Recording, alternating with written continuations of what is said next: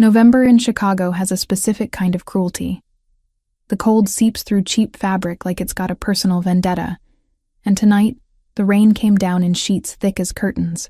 I pushed through the revolving door of the Mercer building at exactly 11:03, my back screaming from 6 straight hours bent over toilets and tile floors that hadn't seen proper care in months. Before today's shift, I'd already put in 8 hours at a different location.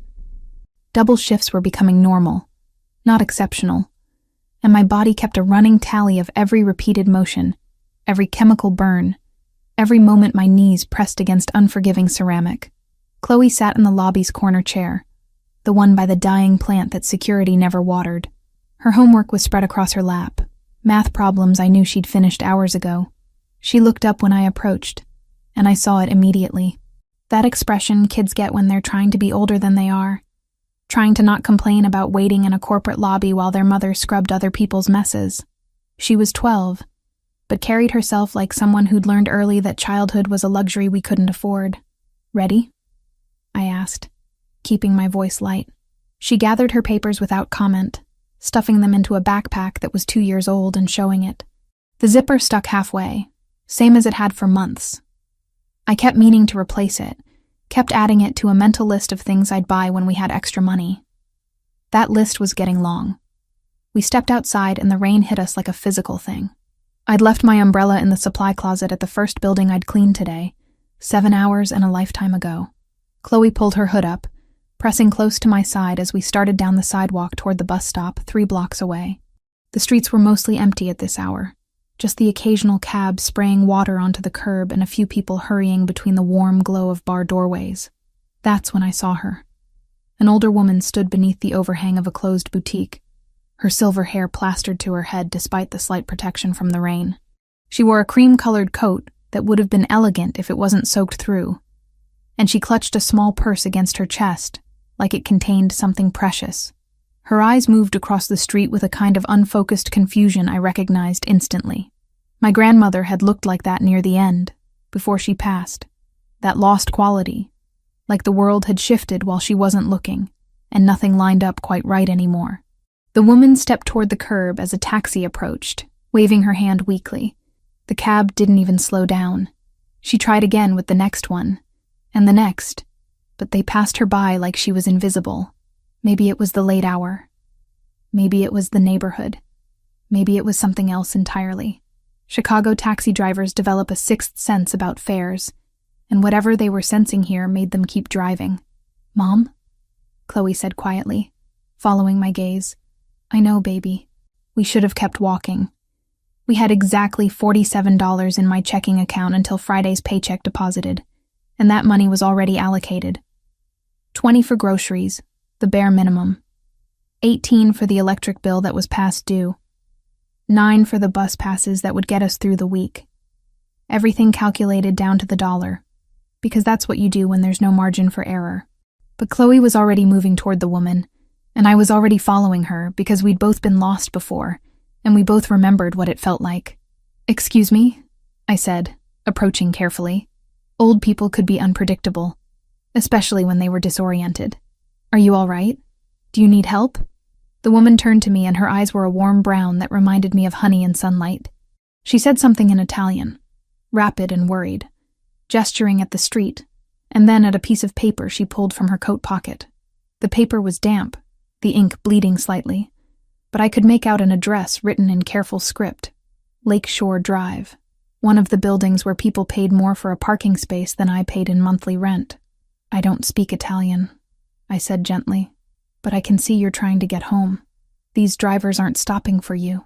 She shook her head, frustrated with herself, and tried again in heavily accented English. "Taxi. I need taxi. Home. My son. He worry." "Okay," I said, glancing at Chloe. "We'll help you get a taxi, all right? We'll make sure the driver knows where to take you." The next 15 minutes were an exercise in futility. 7 cabs passed us. 7. I stepped into the street, waving my arms, using every trick I'd learned from years of trying to get rides in bad weather and worse neighborhoods. Nothing worked. The woman was shivering now, and I could see she was fading, her confusion deepening as the cold and stress took their toll. "This is ridiculous," Chloe muttered.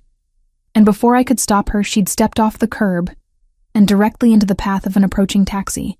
The driver hit the brakes, honking, and my heart stopped completely until I saw my daughter was safe, standing with her hand on the cab's door handle.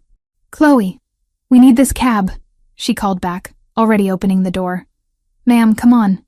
Get in before he changes his mind."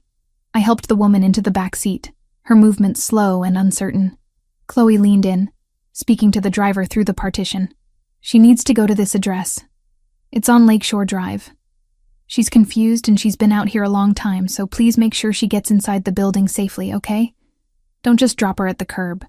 The driver, a middle-aged man with tired eyes, looked at the address and then at the woman. "That's a $30 fare from here." I didn't have $30. I had $47 total, and exactly 0 of it was available for taxi rides. I opened my mouth to say something, anything, but Chloe was faster. "Here," she said, and I watched in slow-motion horror as my daughter pulled 2 crumpled $10 bills from her jacket pocket. The money I'd given her yesterday for her school trip's pizza lunch next week. "Take this as a deposit. The lady's son will pay you the rest when you get her home. He's rich, okay? Just look at her coat. That's real wool." The driver hesitated, looking between the money and the woman, who was now murmuring something in Italian and patting Chloe's hand. Finally, he took the bills. "All right, but if nobody's there to pay, this doesn't cover the whole trip." "Someone will be there," Chloe said with absolute certainty. "Please drive carefully. She's somebody's mother." The woman caught Chloe's hand before she could pull away from the window. Her eyes had cleared slightly, focused now in a way they hadn't been before. She spoke in Italian again, a long stream of words I couldn't understand but could feel the weight of.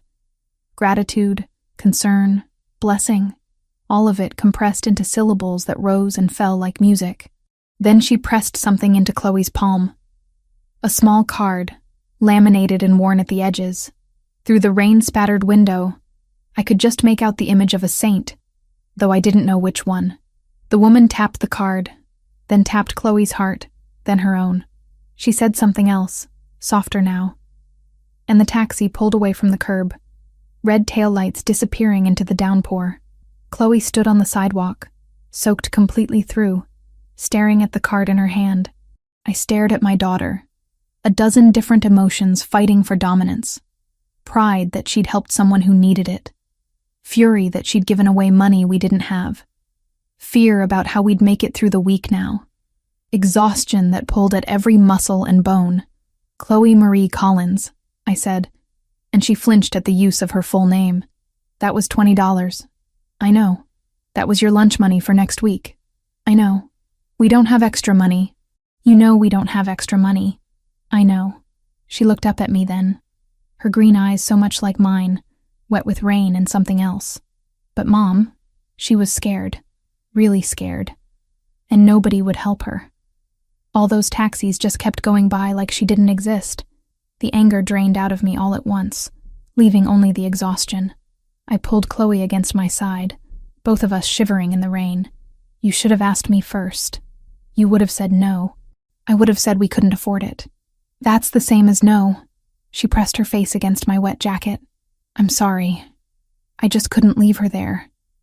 What if that was Grandma before she died? Wouldn't you want someone to help her?" And there it was, the thing I couldn't argue against because it was true. I would have wanted someone to help my mother when she was lost and frightened in her final months.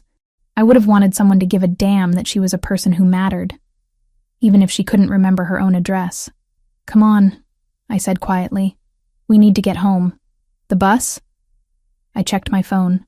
No buses were running this late on this route. I did the math in my head again. We could take a taxi ourselves, but that would eat into the grocery money. We could call a rideshare, same problem. Or we could walk the 2 miles to our apartment and save the money for food. It wasn't really a choice. "We're walking," I said, and Chloe didn't complain. The walk home was cold and wet and long. Chloe showed me the card the old woman had given her, turning it over to reveal a phone number written in fading blue ink on the back. "Do you think we should call?" she asked. "And say what?" "Hi, we helped your mom get a taxi. Can we have $20? No, just to make sure she got home okay. I looked at my daughter, at the genuine concern on her face for a stranger she'd never see again. And something in my chest twisted. Maybe tomorrow, I said, when we're dry and can think straight. We reached our apartment building at midnight. The elevator was broken again, so we climbed 4 flights of stairs with water dripping from our clothes and creating a trail on the worn carpet. Inside our 1-bedroom apartment, I turned the heat up slightly, knowing I'd pay for it on the next bill, but not caring. Chloe needed a hot shower and warm pajamas and sleep. While she was in the bathroom, I sat at our tiny kitchen table and looked at the numbers on my phone's calculator app. Took the $20 from the total, redistributed what was left. Groceries would be tighter. We'd eat a lot of rice and beans this week. The electric company would get a partial payment with a promise for the rest next week. The bus passes would have to wait, which meant walking more. It would work. It always worked somehow. Chloe emerged from the bathroom wrapped in a towel, her wet hair hanging in dark ropes. Mom? Yeah. Baby? Are you mad? I looked at her. Really looked at her. 12 years old and already learning that kindness came with a price tag. Already calculating whether compassion was worth the cost. Already becoming someone who saw need and responded to it, even when responding hurt. No, I said, and meant it. I'm not mad. I'm proud of you. But Chloe, we have to be smart about these things. We're barely making it as it is. $20 matters to us. It really matters. I know. She came over and hugged me, still damp from the shower. I'll take peanut butter sandwiches for lunch next week. Save the money that way. I held her tighter. This kid who was growing up too fast and handling it with more grace than I probably deserved. Deal. Now get some sleep. School in the morning. After she was in bed, I took my own shower, letting the hot water beat against my sore muscles. I thought about the old woman. Wondered if she'd made it home safely. Thought about Chloe's instinctive kindness and whether I was raising her right or raising her foolish. Thought about the $20 and the million other calculations I'd make before Friday's paycheck. Brought a brief moment of breathing room. Tomorrow would come, and I'd clean more toilets and empty more trash cans and scrub more floors. Chloe would go to school and eat her peanut butter sandwich and not complain. We'd keep going because that's what we did. We kept going. I dried off and climbed into bed next to Chloe. Our apartment was a 1-bedroom, but she'd insisted I take the bed while she took the pull-out couch. I'd insisted back that we'd share the bed. It was big enough, and the heating worked better in the bedroom anyway. She was already asleep, curled on her side with one hand tucked under the pillow. On the nightstand, the saint's prayer card sat face up, the number on the back barely visible in the dim light from the street. Tomorrow, maybe, I'd call that number. Make sure the old woman was all right. Maybe her son would offer to reimburse us, and maybe he wouldn't. Either way, we'd survive. We always did. 3 days passed before anything changed. 3 days of the same routine. Wake up at 5, get Chloe ready for school, take the bus to the first cleaning job, work until noon, grab something cheap for lunch, head to the second location, work until 11, pick up Chloe from whatever friend's house she'd camped out at doing homework, go home, sleep, repeat. The $20 we'd given away had created exactly the ripple effect I'd predicted. We ate rice and eggs for dinner 3 nights straight. Chloe took peanut butter sandwiches to school without complaint. I walked an extra mile each way to save bus fare. I didn't call the number on the back of the prayer card. What would I say? The woman had made it home, presumably. The taxi driver had been paid, presumably. Our involvement was over.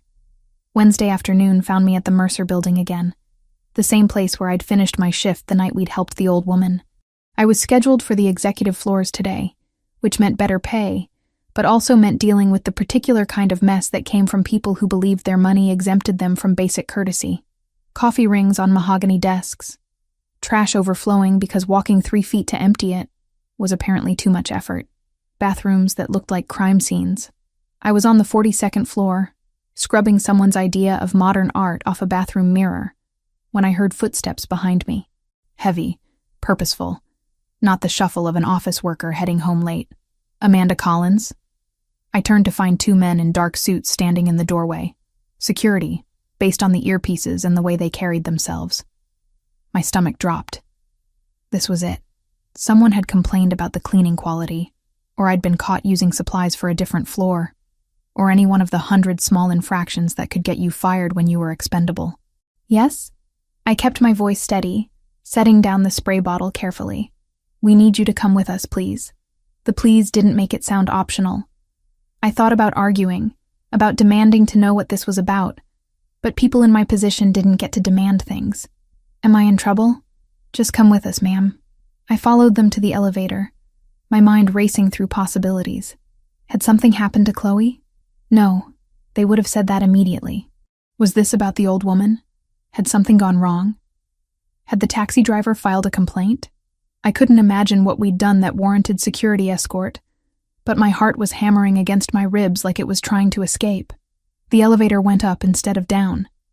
Past the executive floors I'd been cleaning, past the office spaces entirely, all the way to the penthouse level. The doors opened onto a private lobby with actual artwork on the walls, not corporate motivational posters. Real artwork. The kind that probably had price tags with too many zeros. Through here, one of the security guards said, gesturing toward a set of double doors made of dark wood with brass handles. The doors opened into what could only be described as an apartment in the sky. Floor-to-ceiling windows overlooked the Chicago skyline, the lake visible in the distance even through the gray November afternoon. The furniture was the kind you saw in magazines I'd never be able to afford. Everything was cream and chrome and glass. Expensive in that understated way that only truly wealthy people achieved. And standing by the windows, backlit by the fading daylight, was a man who made the expensive surroundings seem almost ordinary by comparison. He turned when I entered, and I got my first clear look at him. Tall, easily 6'2" or more, with dark hair styled in a way that looked effortless, but probably required a professional. He wore a charcoal suit that fit him perfectly, no pulling at the shoulders or bunching at the waist. But it was his eyes that caught me. Dark brown, almost black, and currently focused on me with an intensity that made me want to step backward. "Ms. Collins," he said, his voice smooth and controlled. "Thank you for coming. I'm Franco Rinaldi." The name meant nothing to me, but the way he said it suggested it should. I stayed near the door, very aware of the security guards behind me, very aware that I was alone with a strange man in a place nobody knew I'd been taken to. I didn't really have a choice about coming. Something flickered across his face. Amusement, maybe. Fair point. "I apologize for the dramatic summons. I needed to speak with you privately, and I wasn't sure you'd agree if I simply asked."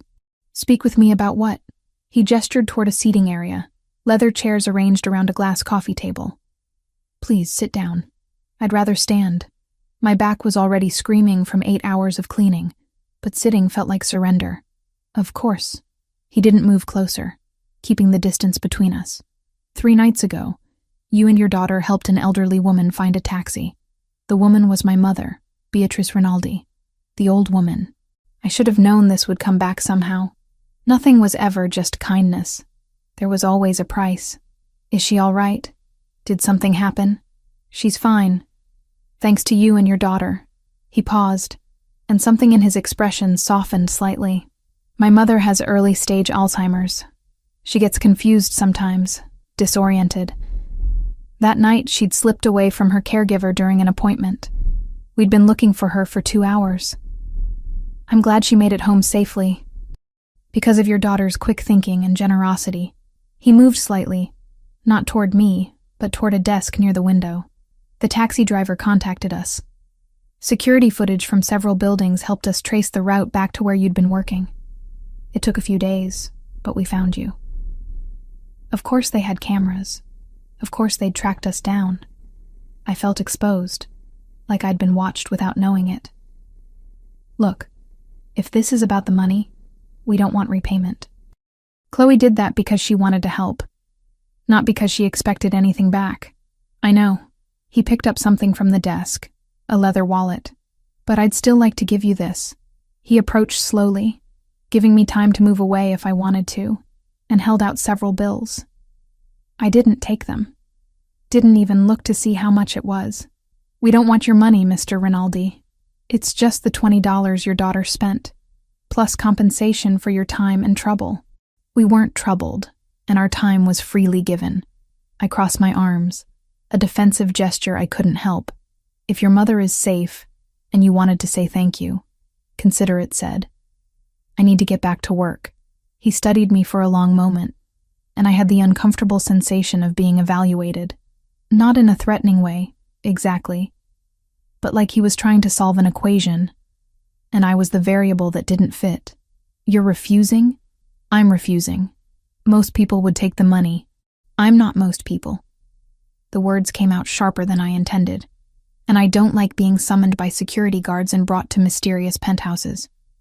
So if we're done here, I'd really like to go. We're not quite done. He returned the wallet to the desk, and when he turned back, his expression had changed. Less businessman, more something I couldn't quite read. My mother has been asking about your daughter, about Chloe. She remembers very little from that night, but she remembers a kind girl who helped her. She wants to thank her properly. You already thanked us. I thanked you. She'd like to thank Chloe herself. He paused. My mother doesn't have many good days anymore. The confusion is getting worse. But she's been clear about this. Insistent even. Would you consider bringing Chloe to meet her? Just for a short visit. Somewhere public if that makes you more comfortable. A cafe perhaps. I thought about saying no. Every instinct screamed at me to refuse.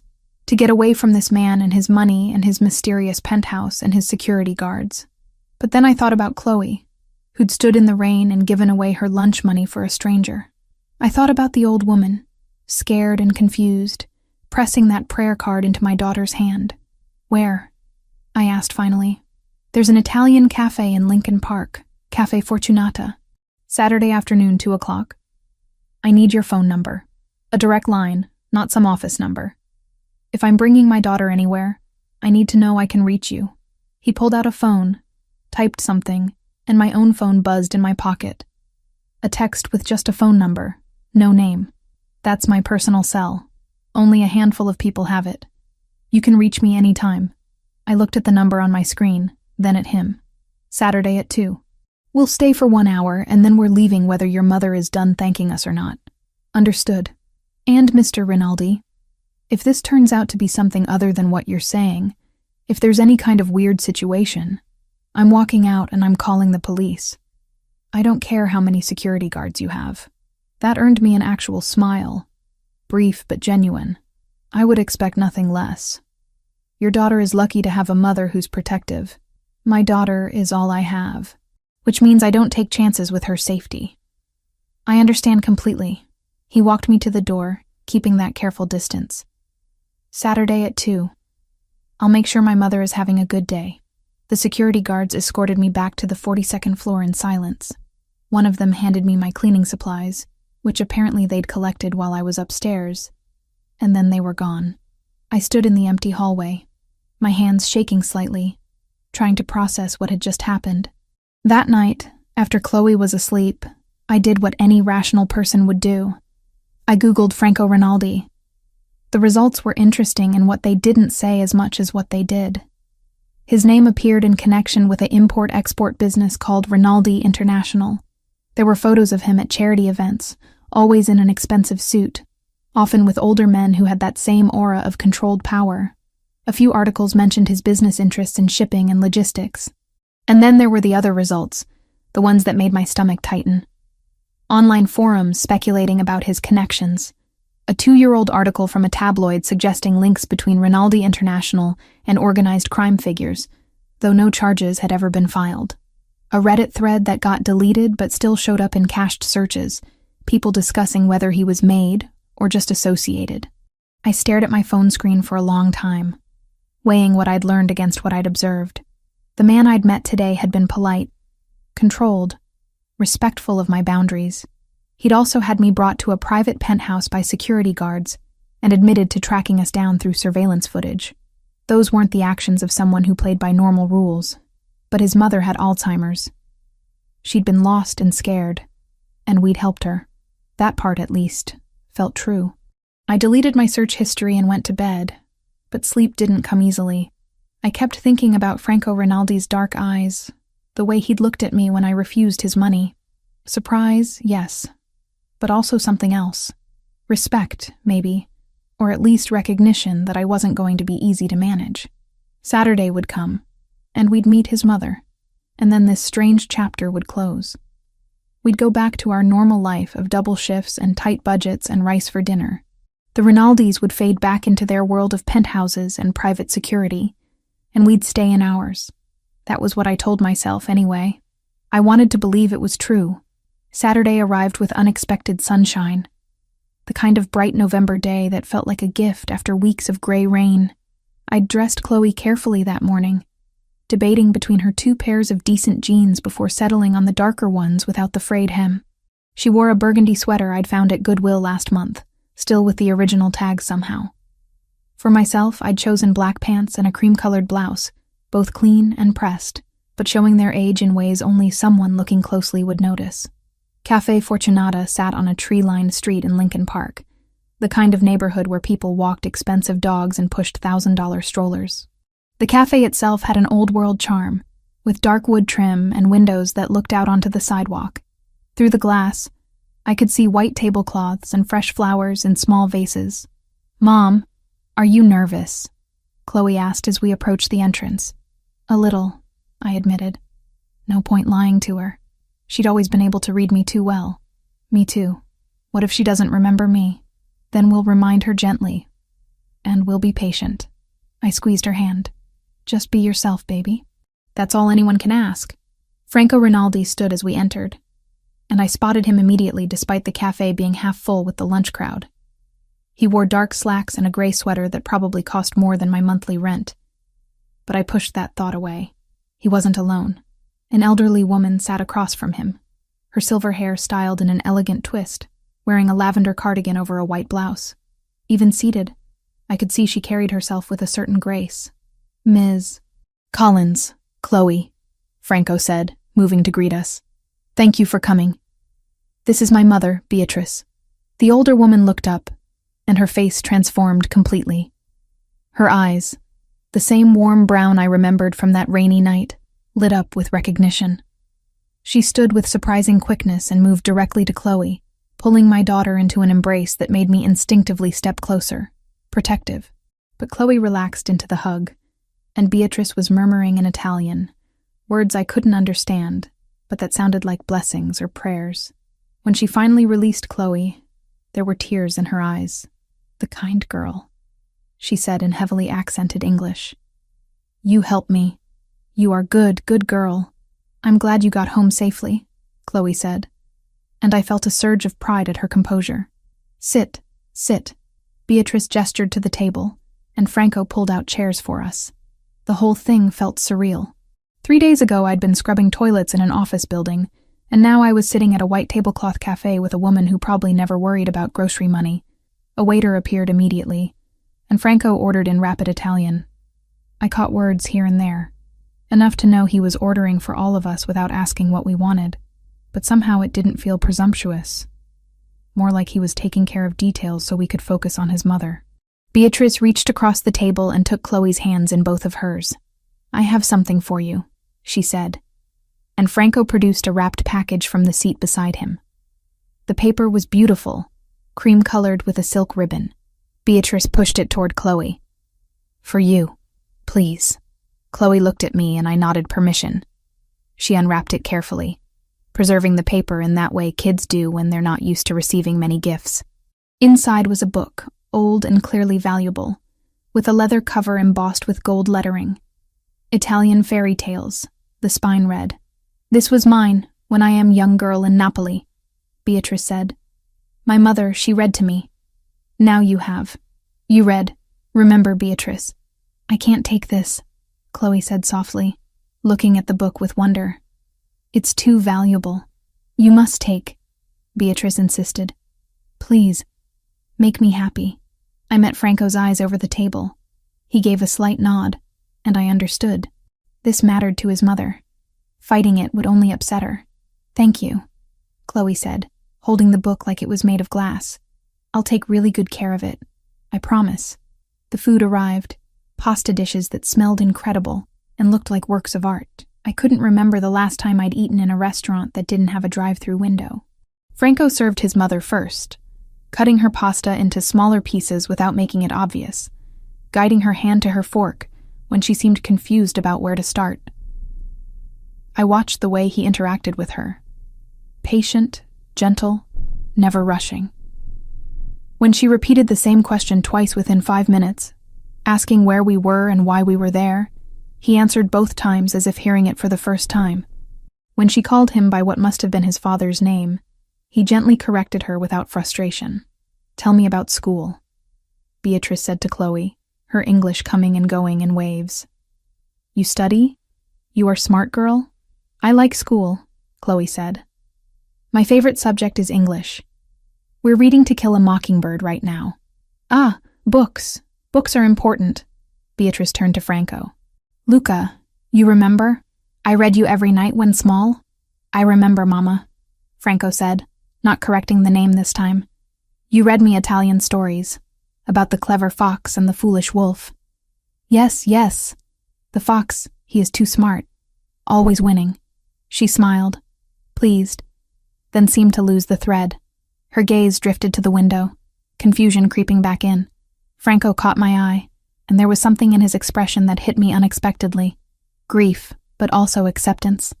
He knew she was slipping away, day by day, and he was handling it with more grace than I probably would have managed. Chloe filled the silence by asking Beatrice about Italy, and the older woman came back to herself, describing Napoli with vivid detail. The ocean, the markets, the way her mother made ragu that simmered all day. Franco translated when she slipped fully into Italian, and Chloe listened with genuine interest, asking questions that kept Beatrice engaged and present. My daughter had always been good with elderly people. She'd spent time with my mother before she passed, never impatient with the repetition or the slow pace. Watching her now with Beatrice, I saw that same natural empathy, that ability to meet someone where they were without judgment. The lunch stretched past an hour, past the time I'd said we'd leave. Nobody seemed to be counting minutes. Franco ordered coffee and pastries, and Beatrice showed Chloe pictures on her phone, photos from decades ago that she narrated with surprising clarity. Then she'd forget what she was saying mid-sentence, and Franco would gently redirect, bringing her back without making her feel lost. Finally, Beatrice excused herself to use the restroom, and Franco's assistant, who I hadn't even noticed was sitting at a nearby table, got up to accompany her. It was just Franco, Chloe, and me at the table. "Your mother is wonderful," Chloe said. "I'm really glad we came. She's having a good day today," Franco replied. "You've given her that. Both of you have." "She seems happy," I said carefully. "But I can see it's difficult. The Alzheimer's. It's getting worse." He said it matter-of-factly. No self-pity. "She has a full-time caregiver, a nurse named Patricia who's excellent at medical care. But my mother needs more than medical management. She needs companionship, conversation, someone who engages with her as a person, not just a patient." I saw where this was going, and tensed immediately. "Mr. Rinaldi—" "Franco, please." "Franco, if you're about to offer me money again—" "Not money. A job." He leaned back slightly, giving me space. "I need someone to spend time with my mother. 5 afternoons a week, roughly 3 to 8. Someone to talk with her, maybe cook together, watch old movies, take walks in the garden. Patricia handles all the medical aspects, medication management, physical therapy, but Mama needs what Patricia can't provide.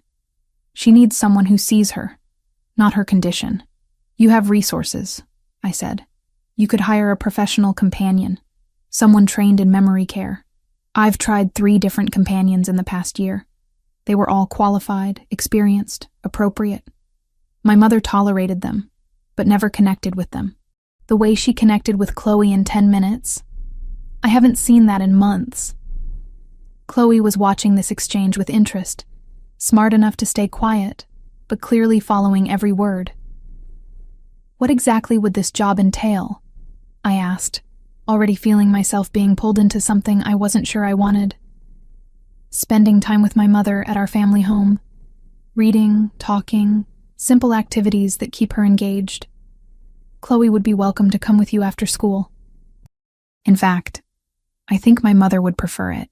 He named a figure for the weekly salary, and I had to work to keep my expression neutral. That was 3 times what I made working double shifts as a cleaner. 3 times. That's too much, I said automatically. It's market rate for private companion care. For someone with professional training and certification. I clean buildings for a living. I'm not qualified for this. You're more qualified than anyone I've interviewed. You have patience, compassion, and genuine kindness. That's what my mother needs. That's what I saw in how you raised your daughter. He paused. This isn't charity, Ms. Collins. This is me trying to provide the best care possible for my mother in her remaining good years. You'd be doing me a service, not the other way around. I wanted to say no. Every instinct told me this was too much too fast, that there had to be strings attached, that people like Franco Rinaldi didn't make generous offers without expecting something in return. But I also did the math in my head. That salary would mean no more double shifts. It would mean Chloe could do after-school activities instead of sitting in office lobbies waiting for me. It would mean we could afford an apartment with heat that worked consistently and a refrigerator that didn't sound like it was dying. I need to think about it, I said. Of course. Take whatever time you need. He pulled out a business card and wrote something on the back. This is the address of the family home where my mother lives. When you're ready, call me and I'll arrange a tour. You can see the environment, meet Patricia, ask whatever questions you need answered. Beatrice returned then, looking tired but content. She hugged Chloe goodbye, pressing a kiss to her forehead and murmuring more Italian blessings. Then, surprisingly, she turned to me and took my hands. You are good, mother, she said in English that was suddenly much clearer, as if she'd summoned all her focus for this moment. I see how you protect her, how you love her. My Franco, he is good son, but he work too much. He worry too much. He need someone who see past the business, past the money. He need kind person. Like you. Mrs. Rinaldi. Beatrice. You call me Beatrice. She squeezed my hands. You think about his offer. Not for money. For him. He carry too much alone. Then the clarity faded from her eyes, and she looked confused again, asking Franco where they'd park the car. Walking back to the bus stop with Chloe, I felt the weight of the decision pressing on me. My daughter was quiet, holding the book of fairy tales against her chest like treasure. What do you think? I finally asked. I think she's lonely, Chloe said. And I think Mr. Rinaldi really loves his mother. You could see it in how he was with her. He never got frustrated or impatient, even when she repeated herself. That's not what I asked. I know. She was quiet for another block. I think you should do it if you want to. I liked Beatrice. I wouldn't mind spending time with her after school. And Mom, you work so hard. If this job pays what he said, you wouldn't have to work so many hours. We could maybe do things together sometimes like normal families. Normal families. The words hit harder than they should have. That week, I thought about Franco's offer constantly. Ran through every possible scenario. The money would change our lives, yes. But was I walking into something I didn't understand? Franco Rinaldi wasn't just a successful businessman. The internet had made that clear. There were implications to working for him. Connections that might put us in proximity to things better avoided. But I also thought about Beatrice's clear moment, about the genuine affection in her eyes when she'd looked at Chloe. I thought about Franco's patience with his mother, the care he'd taken to make her comfortable. Whatever else he might be, he was a devoted son. The question wasn't whether we needed the money. We did, desperately. The question was whether I was willing to enter the orbit of Franco Rinaldi's world, with all its unknowns and implications. Whether the security that money provided was worth the risk of whatever complications might come with it. By Friday, I still hadn't decided, but I had the business card in my wallet, and I'd looked at it approximately 100 times.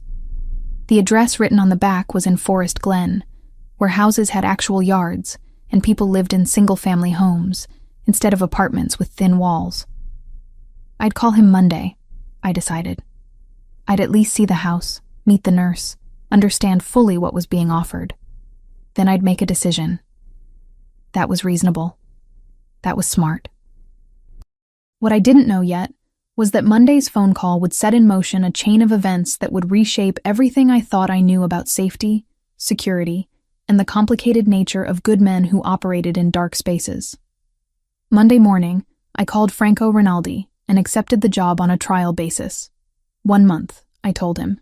After that, we'd both evaluate whether it was working.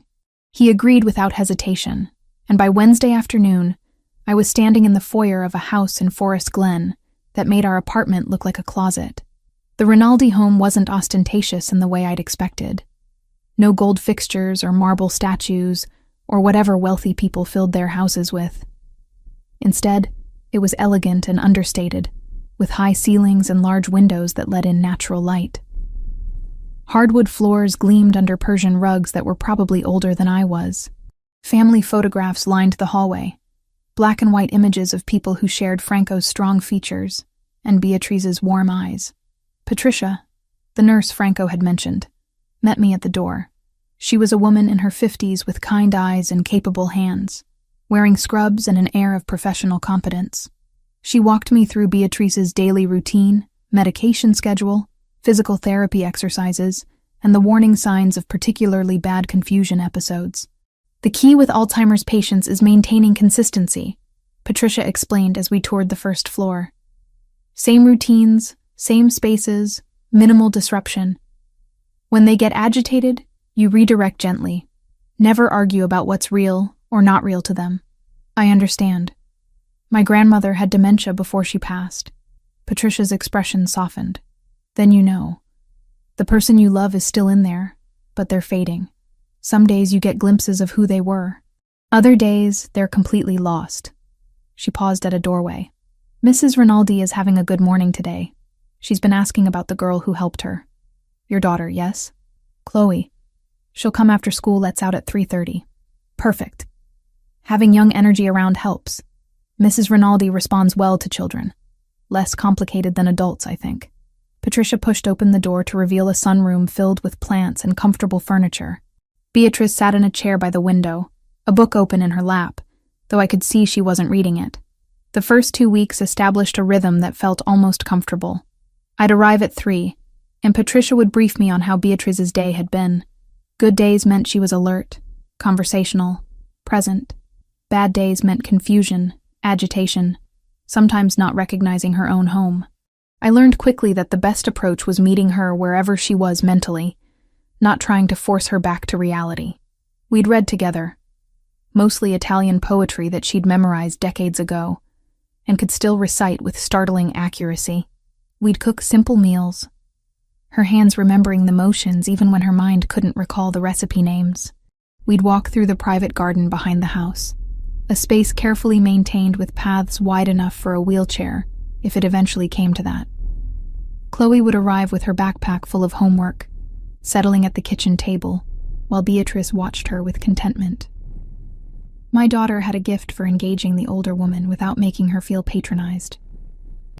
She'd ask about Italy, about Beatrice's childhood, and listen to the stories that sometimes changed in the telling, but were always delivered with passion. Franco himself was present, but peripheral those first weeks.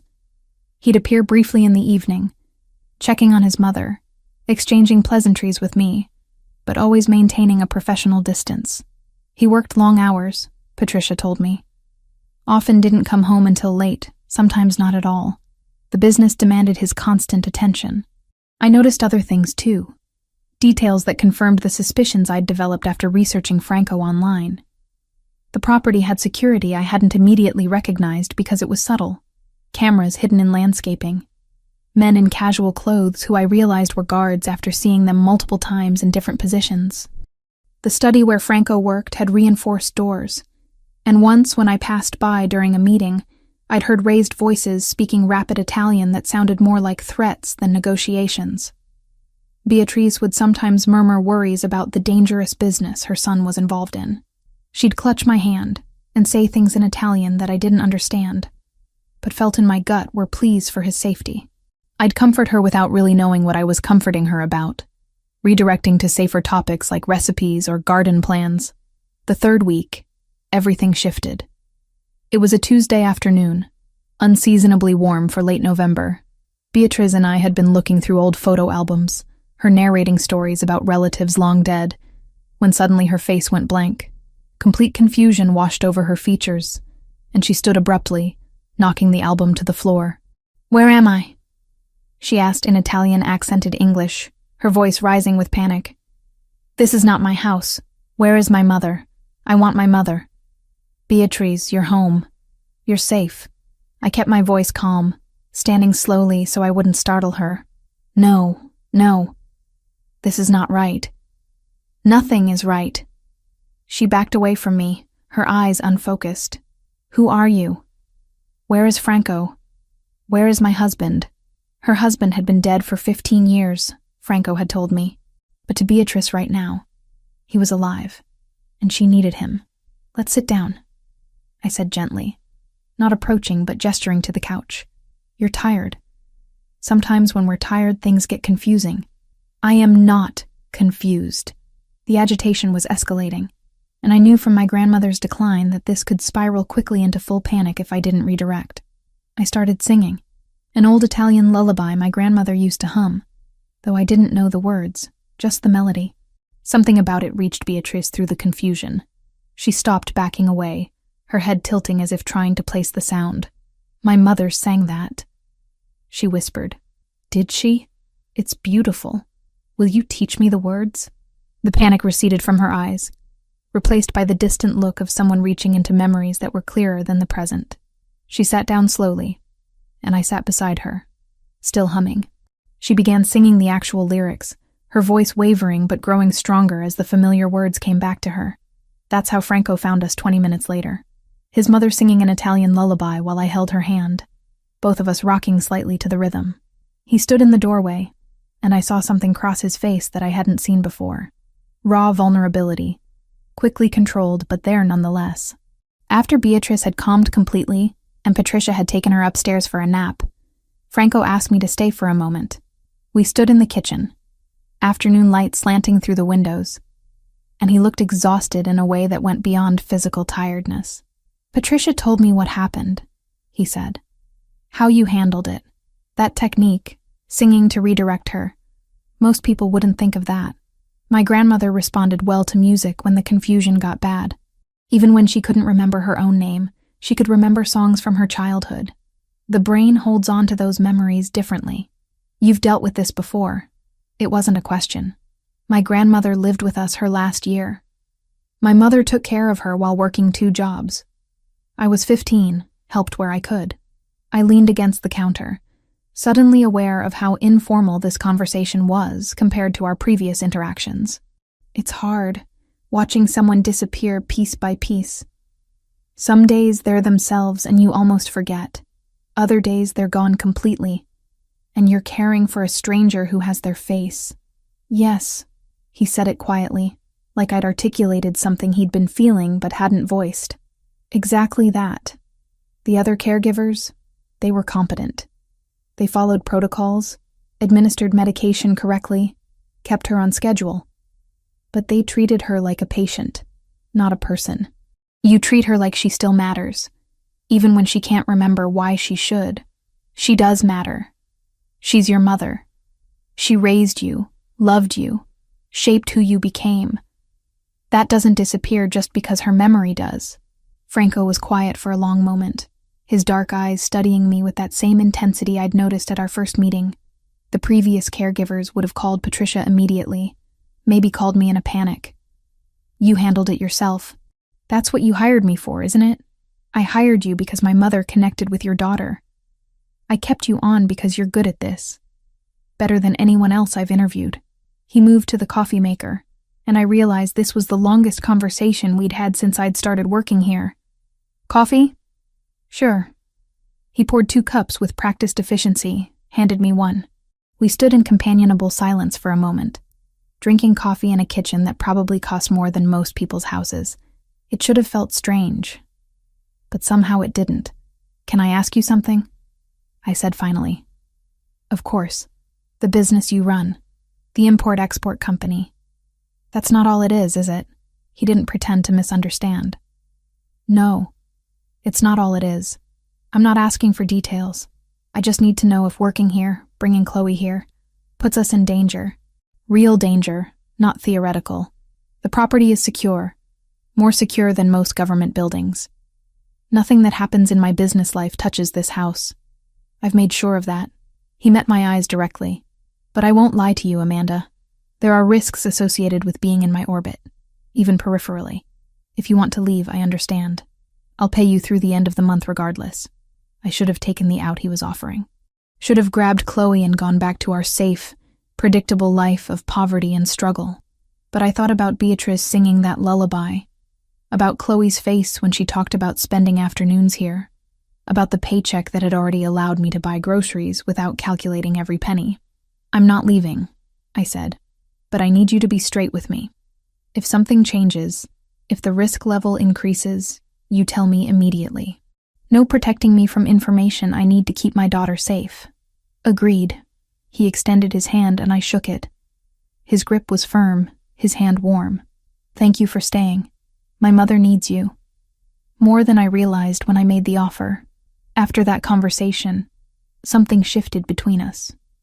Franco started staying later in the evenings, long after Beatrice had gone to bed, and Chloe was doing homework at the kitchen table. He'd pour wine, and we'd talk.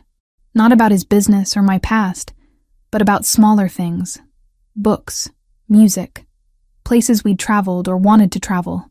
He listened more than he talked, asking questions that showed he was genuinely interested in my answers, not just making conversation. I was careful not to read too much into it.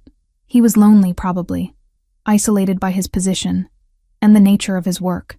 I was someone safe to talk to, an employee, but also someone who'd proven trustworthy. That was all it was. But I'd be lying if I said I wasn't aware of him.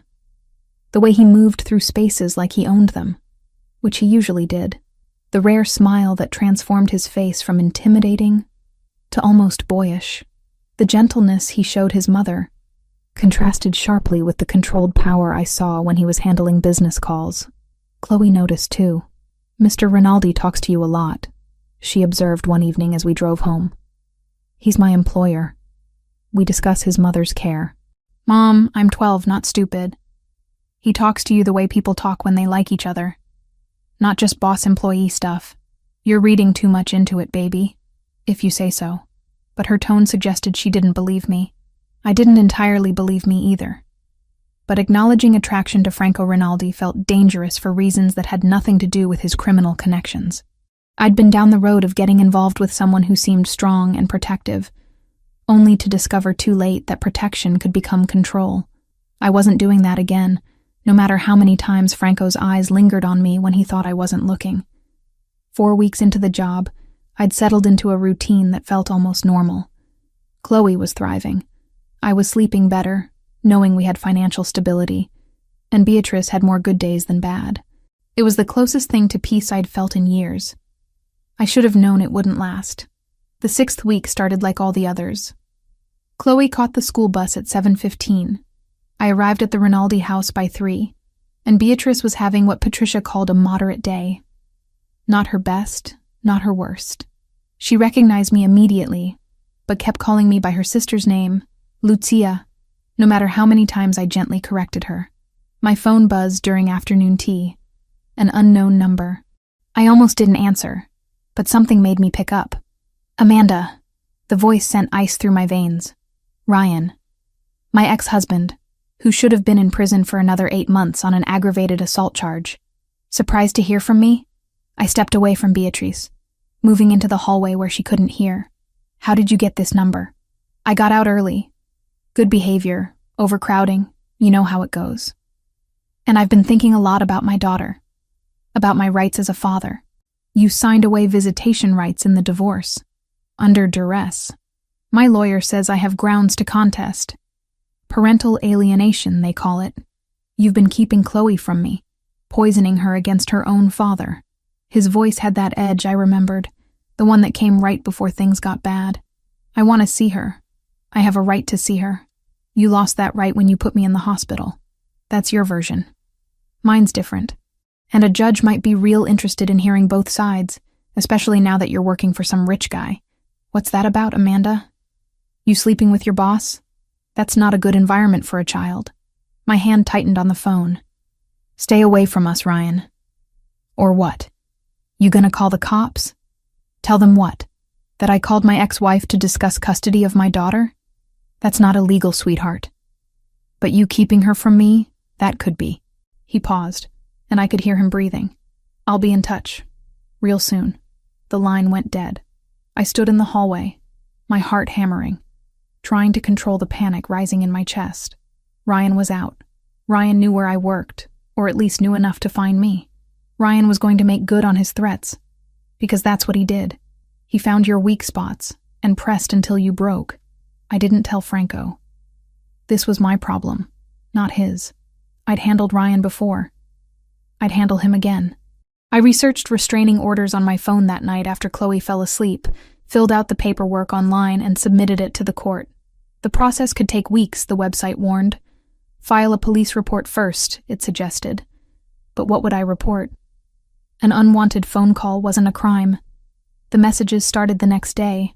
Text after text, each one more aggressive than the last. I know where Chloe goes to school. Bet that fancy boss of yours doesn't know about your past. Maybe I should tell him.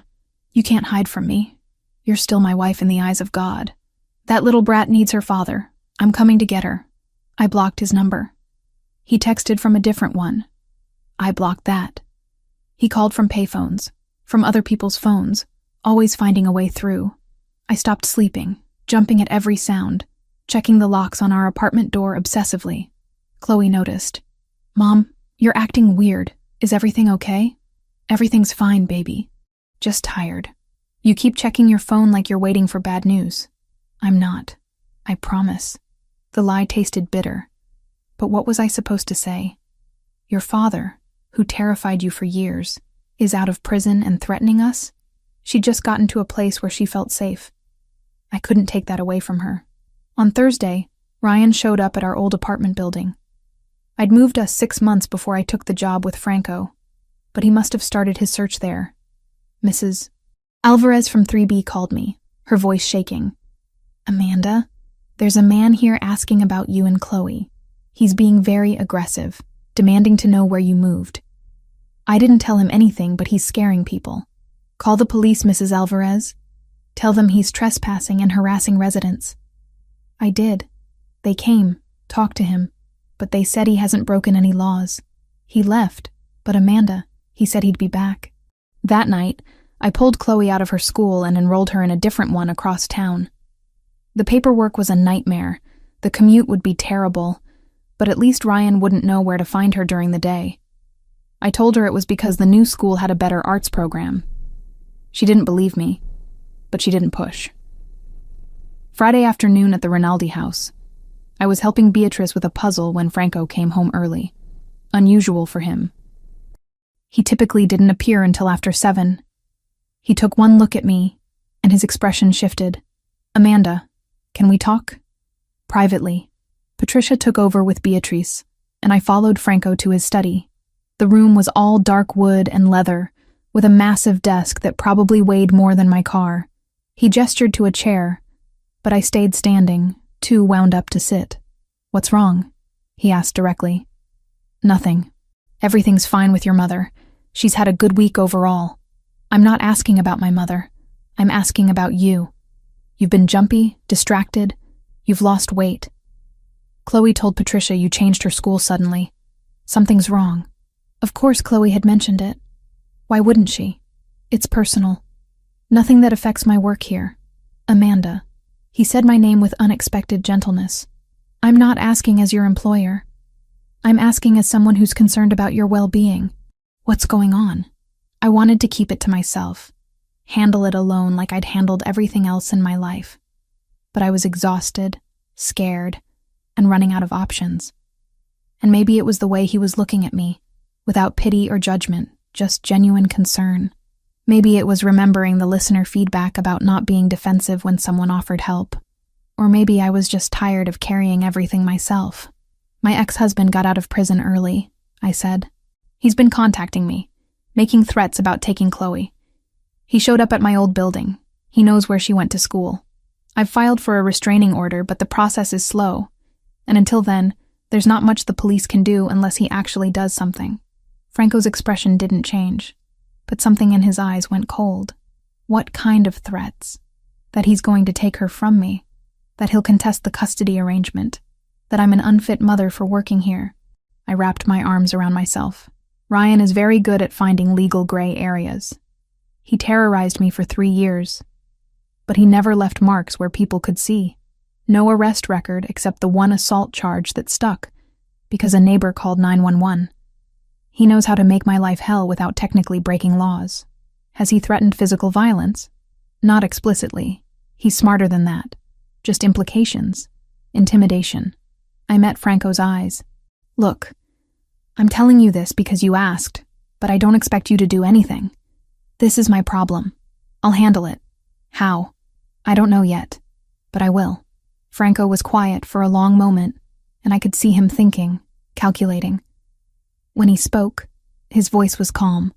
I know a family law attorney, one of the best in Chicago. He owes me a favor. I'll have him contact you today. Get the restraining order expedited. Review your custody agreement. Make sure everything is airtight legally. I can't afford. You're not paying. I am. And before you argue, consider that this is also about protecting my mother. If your ex is unstable enough to show up at your old building making threats, he's unstable enough to follow you here. That puts Beatrice at risk, which makes it my problem too. He was giving me an out, a way to accept help without feeling like charity. I recognized the tactic and was grateful for it. Thank you. I appreciate the attorney contact. There's something else. He moved around the desk, leaning against it casually. The guest house on the property is empty. It's fully furnished, has its own entrance, complete privacy. You and Chloe could stay there temporarily until the legal situation is resolved. The property has security, your apartment building doesn't. Franco, that's too much. It's practical. You're already here 5 days a week anyway. This would eliminate your commute, save you time and gas money. Chloe could do her homework here instead of that long bus ride to the new school, and frankly, my mother would love having her around more. I'm not moving into your house. The guest house is separate from the main house. You'd have your own space, your own life. You'd just be on secure property. He paused. Amanda, I'm not trying to control you or make you dependent on me. I'm offering a resource I have that could help keep you and your daughter safe. That's all. I thought about our apartment with its flimsy locks and no security, about Ryan knowing my patterns, my routines, about Chloe's scared face when I'd made her change schools without explanation. Just until the restraining order comes through, I said finally. And I'm paying you rent. You're not. Yes, I am. I won't be a charity case, Franco. Either I pay rent or I don't stay, those are the terms. A smile tugged at the corner of his mouth. You're stubborn. I'm practical. I've learned the hard way that free things always have strings attached. Fair enough. We'll work out reasonable rent. He pulled out his phone, texted someone. My attorney will call you within the hour. His name is Vincent Moretti. Tell him everything about Ryan, every threat, every incident. Don't minimize or leave things out because you think they're not important. Okay. And Amanda? Thank you for trusting me with this. I know it wasn't easy. He was right. It wasn't easy. But standing there in his study, seeing genuine concern in his eyes, rather than the will to control I'd gotten used to from Ryan, I felt something loosen in my chest. Not relief exactly, but a small reduction in the weight I'd been carrying alone. Vincent Moretti called 45 minutes later. He was brisk, efficient, and asked questions that made it clear he dealt with situations like mine regularly. By the end of the conversation, he'd already drafted the restraining order with language that would make it harder for Ryan to fight, scheduled an emergency hearing for Monday morning, and sent over paperwork for me to sign digitally. Mr. Rinaldi takes care of people he values, Moretti said before hanging up. You're in good hands. That weekend, I packed up our apartment. Franco sent people to help. 2 quiet men who carried boxes and furniture with practiced efficiency and never asked personal questions. The guest house was smaller than I'd expected, which somehow made it less intimidating. 2 bedrooms, a bathroom, a small kitchen and living area.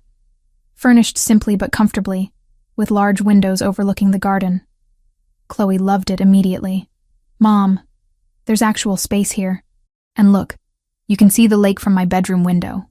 It's temporary, I reminded her. Just until things settle down with your father.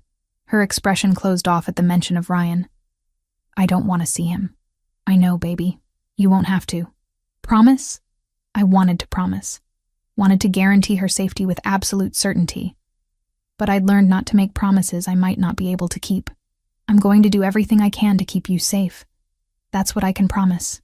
Monday morning's hearing went better than expected. Ryan didn't show up, which Moretti said was typical for bullies who relied on intimidation rather than legal standing. The judge granted a temporary restraining order with a hearing scheduled for a permanent one in 2 weeks. Ryan was legally barred from contacting me or Chloe, from coming within 500 feet of us, from interfering with her school or my work. This should hold him, Moretti said as we left the courthouse. But keep documenting everything. Every violation, every attempted contact. If he breaks this order, he goes back to prison, and he knows it. I should have felt relieved. I should have gone back to the Rinaldi house and relaxed, knowing we had legal protection. But I'd lived with Ryan's threats long enough to know paper didn't stop determined men. I was right to be cautious. Tuesday night at 2 a.m., I woke to pounding on the guest house door. Not knocking, pounding.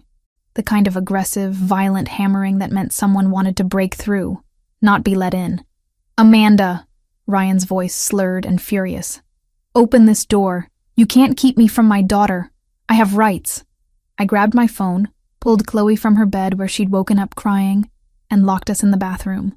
My hands shook as I dialed 911, gave them the address, told them my ex-husband was violating a restraining order.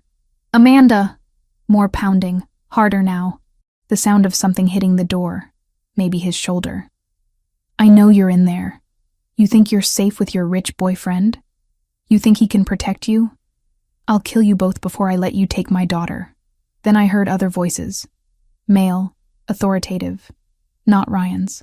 The pounding stopped, shouting but farther away. Chloe was sobbing against my shoulder, and I held her tighter, listening for any sound that would tell me what was happening. My phone rang. Franco's name on the screen. Are you all right? He asked immediately. We're locked in the bathroom. What's happening? Security has your ex-husband contained. Police are on their way. Stay where you are until I come get you. 5 minutes later, there was a gentle knock. Amanda, it's me. It's safe. I opened the bathroom door. Franco stood in the guest house living room, and through the still open front door, I could see 2 security guards restraining Ryan on the ground. My ex-husband was screaming threats, fighting against the holds, his face purple with rage. Police arrived and took over. Ryan was arrested for violating the restraining order, for criminal trespass, for making terroristic threats. The officers collected statements from me, from the security guards, from Franco. One of them looked at the door Ryan had been attacking and shook his head. Another few minutes, he would have gotten through. Lucky you had security nearby. After everyone left, after Chloe finally cried herself into exhausted sleep in her bedroom with me lying beside her, Franco knocked quietly on the guest house door. Can we talk? He asked. We sat on the small couch in the living room, and I realized I was shaking. Delayed reaction, probably. Adrenaline crash. How did your security know? I asked. I had them monitoring this building specifically. After you told me about Ryan, I couldn't just do nothing. The property is secure, but I wanted to make sure someone was close if he tried anything. You were watching us. I was protecting you. He said it simply, without apology. There's a difference. I should have been angry about the invasion of privacy. Should have felt controlled or manipulated, but all I felt was grateful that someone had been paying attention. That when Ryan came for us, we hadn't been alone. Thank you, I said quietly, for everything. The attorney, the guest house, the security, for caring about what happens to us. Amanda, he shifted slightly closer. You and Chloe aren't just employees to me anymore. I hope you know that. I did know that. Had known it for weeks, maybe longer, the way he looked at me during our late-night conversations, the care he took with Chloe, the fact that he'd quietly arranged protection without demanding credit or making me feel weak for needing it. Ryan is going back to prison, I said. Moretti called while you were dealing with the police. Violating the restraining order plus the threats are enough to revoke his early release. He'll serve out the rest of his original sentence plus additional time. Good. So we won't need to stay here much longer. Once everything is settled legally, we can go back to our apartment." Franco was quiet for a moment. "You could stay, if you wanted to. Not because you need protection or because I'm your employer. Just because you wanted to be here." "Franco, I'm not asking for anything, Amanda. I'm just saying the option exists, for as long as you want it." He stood, giving me space. "Get some sleep. Tomorrow will be a long day with statements and paperwork. I'll handle whatever you need me to handle." After he left, I sat in the dark living room, thinking about everything that had happened in the past 6 weeks. How my life had transformed from desperate survival to something approaching stability. How Franco Rinaldi had gone from intimidating stranger to someone I trusted with my daughter's safety. How dangerous that trust felt, and how necessary it had become. After Ryan's arrest, I told Franco we'd stay in the guest house for another week, maybe 2, just until the court proceedings were finalized. That was the plan. Temporary shelter, temporary security, temporary everything. I was good at temporary. I'd built my entire adult life on temporary solutions that somehow became permanent through sheer force of necessity. But staying in the guest house changed things in ways I hadn't anticipated. For the first time in years, Chloe and I had space to breathe. The apartment we'd left behind had been cramped, with thin walls that let us hear every argument from the neighbors, every footstep from above. Here, silence wrapped around us like a blanket. Chloe had her own room with windows that actually opened, with a closet big enough to hold all her clothes and books without everything piling on top of everything else. She was sleeping through the night again. I'd catch her reading in bed with a contented expression I hadn't seen since before the divorce, before Ryan's threats had turned our lives into a constant state of alert. The weight she'd been carrying, the premature adulthood that came from having a mother who worked too much and worried constantly. It was lifting. She laughed more, made jokes, started talking about maybe joining the school art club next semester. I told myself not to get comfortable. This wasn't our life. It was borrowed space in someone else's world. But comfort crept in anyway. Subtle and insidious. The way I stopped calculating grocery costs because the kitchen was fully stocked and Franco had made it clear we were welcome to anything. The way Chloe's homework grades improved because she had a quiet desk and proper lighting instead of working at our apartment's kitchen table under a flickering bulb. The way I slept deeper, knowing there were security cameras and guards and reinforced doors between us and whatever threats existed in the outside world. My routine with Beatrice continued unchanged during the days. She was having more bad days than good lately, Patricia noted with clinical concern. The progression was accelerating. Some afternoons she didn't recognize me at all, calling me by names of people from her childhood in Naples. Other times she'd look at me with perfect clarity and say things that hit like punches. "You are good for my Franco," she told me one lucid afternoon while we folded laundry together. "He is different when you are here. Less alone. You understand? Mrs. Rinaldi. Beatrice. How many times I tell you. Beatrice." She set down the towel she'd been folding and took my hands. "My son, he carry heavy weight. The family business, it is not easy. Dangerous. But he do it because his father ask him. Because the family need him. He sacrifice much. Too much." Her eyes held mine with unexpected intensity. "You and your daughter. You give him something he not have before. Hope, maybe. Or just reason to come home at night, instead of staying in that cold office." I didn't know how to respond to that. Franco and I had settled into a pattern over the past weeks. He'd finish working around 8 or 9, long after Beatrice had gone to bed, and he'd find me in the guest house kitchen or living room. We'd talk, sometimes about nothing important. Just the kind of meandering conversation that happens between people who've grown comfortable with each other. Sometimes about deeper things. His frustrations with business partners who lacked vision. My memories of Chloe as a toddler, before life got complicated. Books we'd both read. Places we'd like to travel if circumstances were different. He never touched me beyond the occasional brush of hands when passing a wine glass or the brief contact of shoulders when we both leaned against the kitchen counter. But there was awareness between us. A current of something unspoken that made those casual touches feel weighted with possibility. I was attracted to him. That was undeniable and probably foolish. He was my employer. He was involved in criminal enterprises I couldn't fully comprehend, and I had a daughter to think about. Getting involved with Franco Rinaldi in any capacity beyond professional would be spectacularly stupid. But I thought about him more than I should. The way his expression softened when he talked to his mother. The careful control he maintained in every interaction.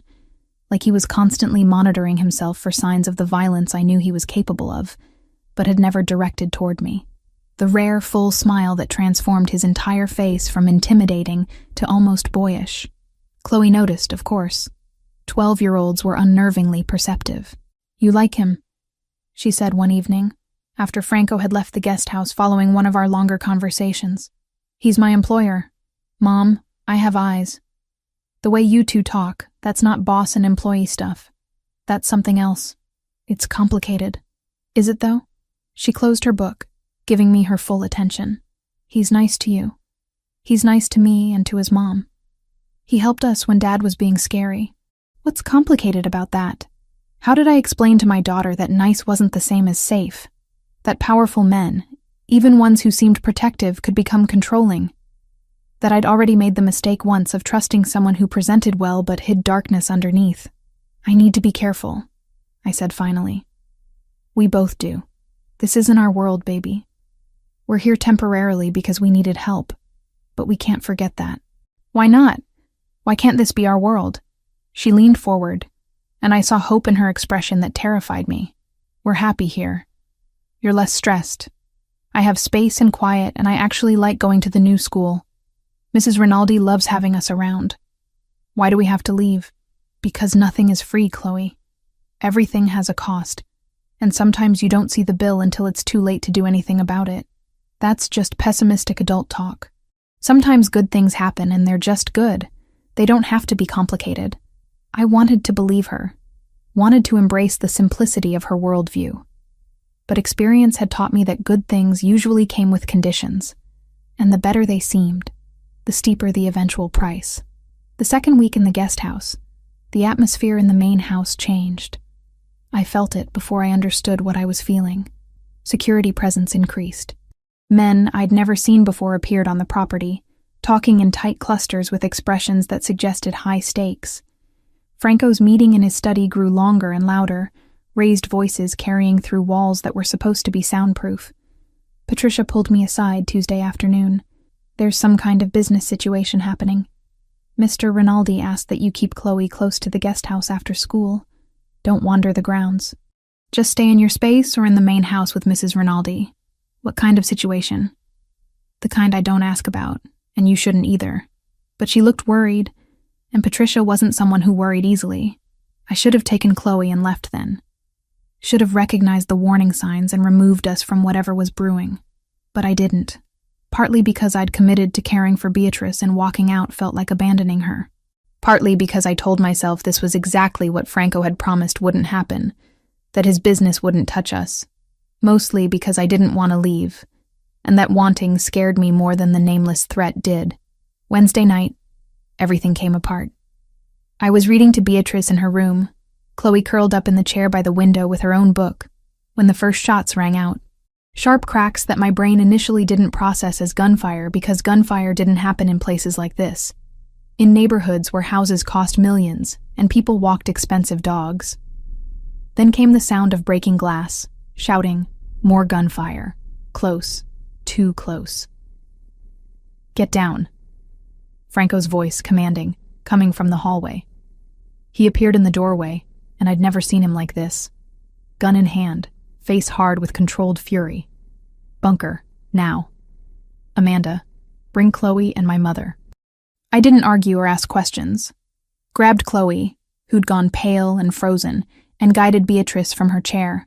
Franco led us down a hallway I'd never noticed before, through a door hidden behind a bookshelf, downstairs that descended into reinforced concrete.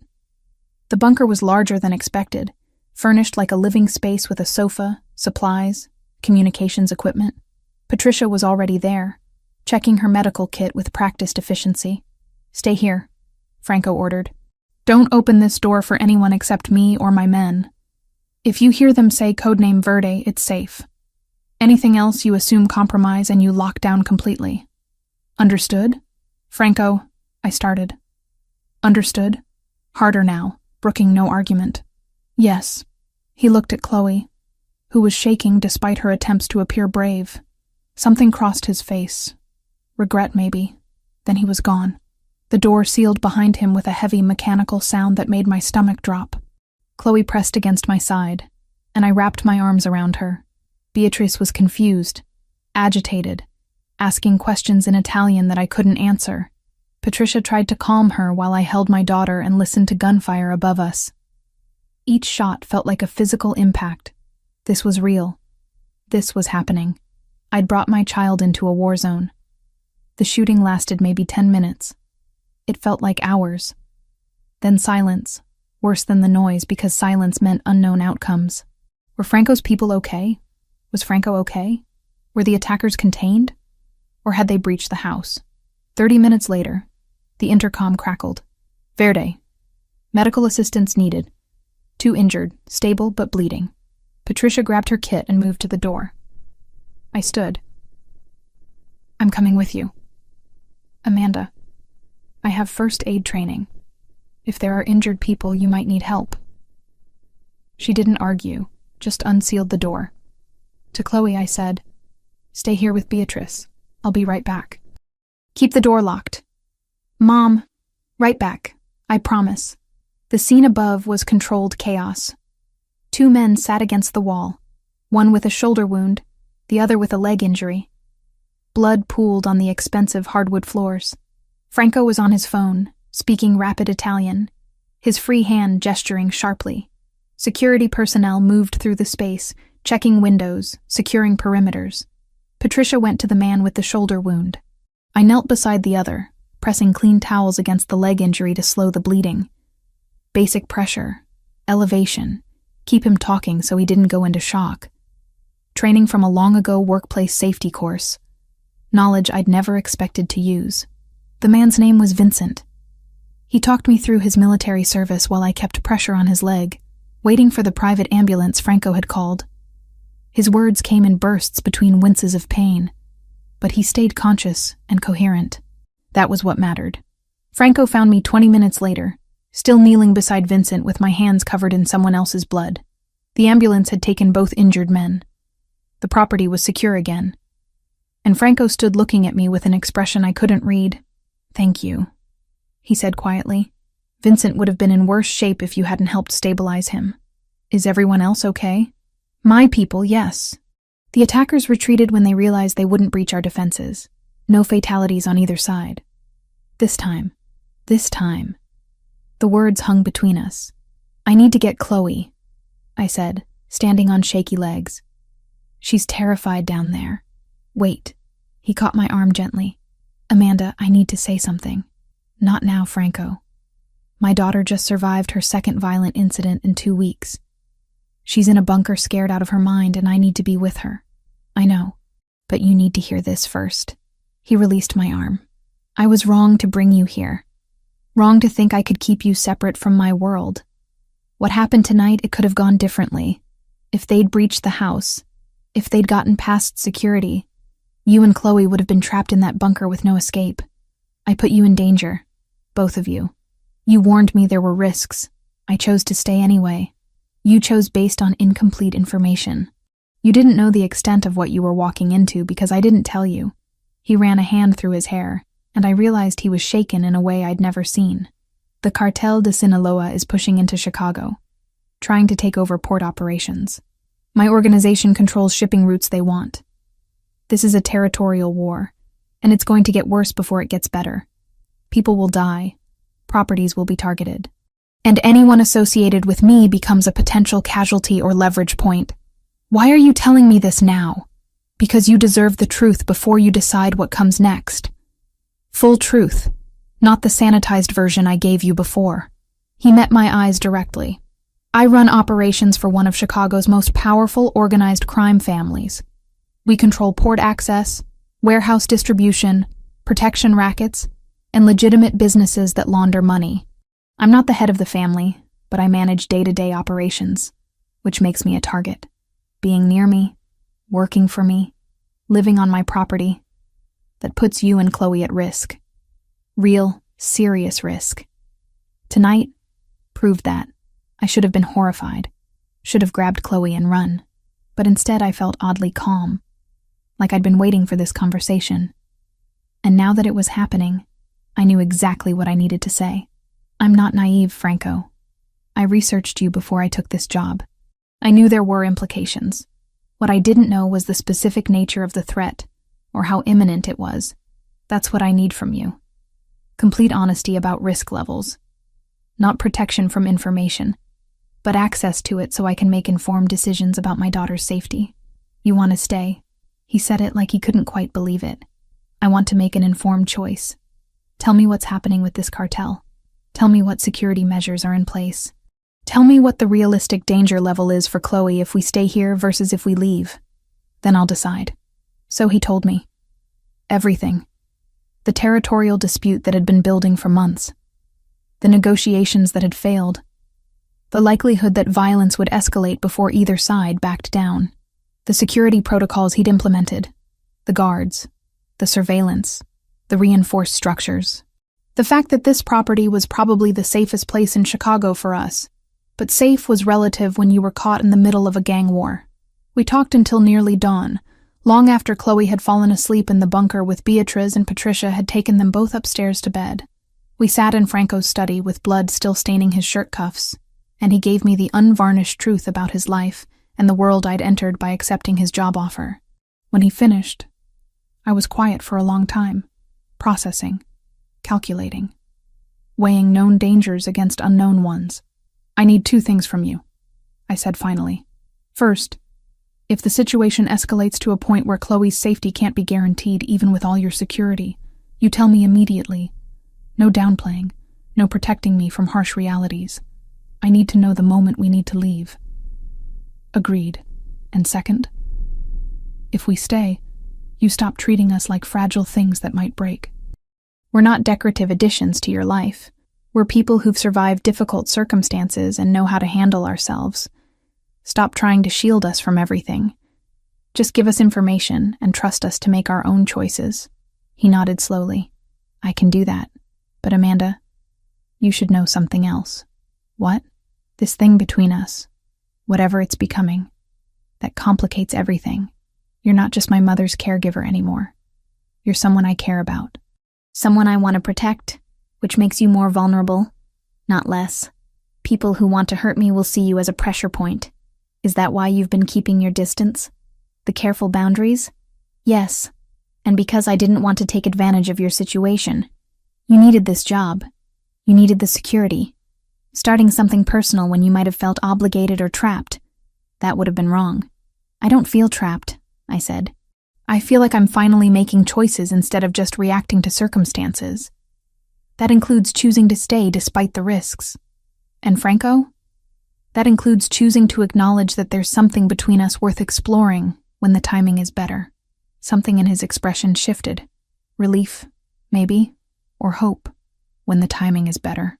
First, we deal with the cartel situation. Then we figure out the rest. That could take months. Then we wait months. I'm good at waiting. I've been doing it most of my life. Waiting for things to get better. Waiting for the next crisis to pass. Waiting for a moment to catch my breath. What's a few more months? He stood, came around the desk, and for a moment I thought he might kiss me. Instead, he took my blood-stained hands in his and said, "Thank you, for staying, for trusting me enough to hear the truth, for not running when most people would have. Don't thank me yet. Wait until we see if I made the right choice." But sitting there in the pre-dawn quiet, my hands in his, I knew I'd already made my choice. Right or wrong, I was staying. Not because I was trapped or afraid or had nowhere else to go, but because for the first time in longer than I could remember, I'd found something worth fighting for. Not just safety or security or financial stability, but belonging. A place where Chloe could flourish, where Beatrice had people who genuinely loved her, where Franco could be something other than the cold, controlled operator his position demanded. Maybe that made me foolish. Maybe I'd regret it. But I'd spent too many years playing it safe. accepting scraps, settling for less. If there was even a chance at something more, something real, I was willing to risk the complications. The days following the attack moved like frames in slow motion, each moment heavy with unspoken decisions. I kept expecting the reality of what had happened to hit me all at once, some delayed panic that would send me running with Chloe toward the nearest exit. Instead, what I felt was a strange clarity, the kind that comes when you've run out of energy to lie to yourself. Franco gave me space, not the cold, dismissive kind of space, but the intentional distance of someone who understood that pressure right now would shatter whatever fragile trust we'd built. He worked longer hours, stayed in his study past midnight, and when we did cross paths in the main house while I was with Beatrice, he was polite, professional, careful not to assume anything. Chloe was the one who forced the conversation I'd been avoiding. It was Tuesday evening, 5 days after the attack. We sat at the small kitchen table in the guest house, picking at takeout neither of us had much appetite for. She'd been quiet all day, withdrawn in a way that set off every maternal alarm I had. "We should talk about what happened," I said finally, setting down my fork. "You mean the shooting?" She didn't look up from her plate. "What's there to talk about? Bad people tried to hurt Franco. His security stopped them. We hid in a bunker. Everyone's fine now." "That's the factual summary, yes. But how do you feel about it?" She was quiet for a long moment, pushing rice around her plate in aimless patterns. When she finally spoke, her voice was smaller than usual. "I was really scared. Like, more scared than when Dad showed up that night. Because at least with Dad, I knew what he wanted. With the shooting, I didn't understand what was happening or why. I know, baby. I was terrified too. But you didn't act like it. You went upstairs after to help those hurt guys. You had blood on your hands." She looked at me then, and there were tears gathering in her eyes. "Mom, are we safe here? Like, really safe? Because it feels like maybe we're not. And everyone's just pretending we are." That was the question, wasn't it? The one I'd been wrestling with since Franco had sealed us in that bunker and disappeared to handle whatever violence was happening above us. "I don't know," I said honestly. "Franco says this property is more secure than most places we could go. The attack was repelled quickly. Nobody got seriously hurt. But you're right that there's danger here. Real danger. Not the kind you can completely plan for or prevent. So why are we staying? Because I'm trying to figure out if the danger here is worse than the danger out there. If we leave, we go back to struggling. Back to me working constantly and you being alone too much. Back to worrying about money and whether our locks are good enough, and if my ex-husband will find some new way to make our lives hell." I reached across the table, taking her hand. "Here, at least, the danger is acknowledged. Franco doesn't pretend his world is safe. He just offers the best protection he can provide, and lets us decide if that's worth it. Do you trust him?" I thought about that. I trust that he's been honest with me about who he is and what his life involves. I trust that he genuinely cares about his mother and about us. I trust that when he says he'll protect us, he means it, and has the resources to try. But Chloe, trust isn't all or nothing. It's measured, conditional. I trust Franco within the context of understanding who he is and what he's capable of. She processed that, her 12-year-old mind working through complexities that kids shouldn't have to consider.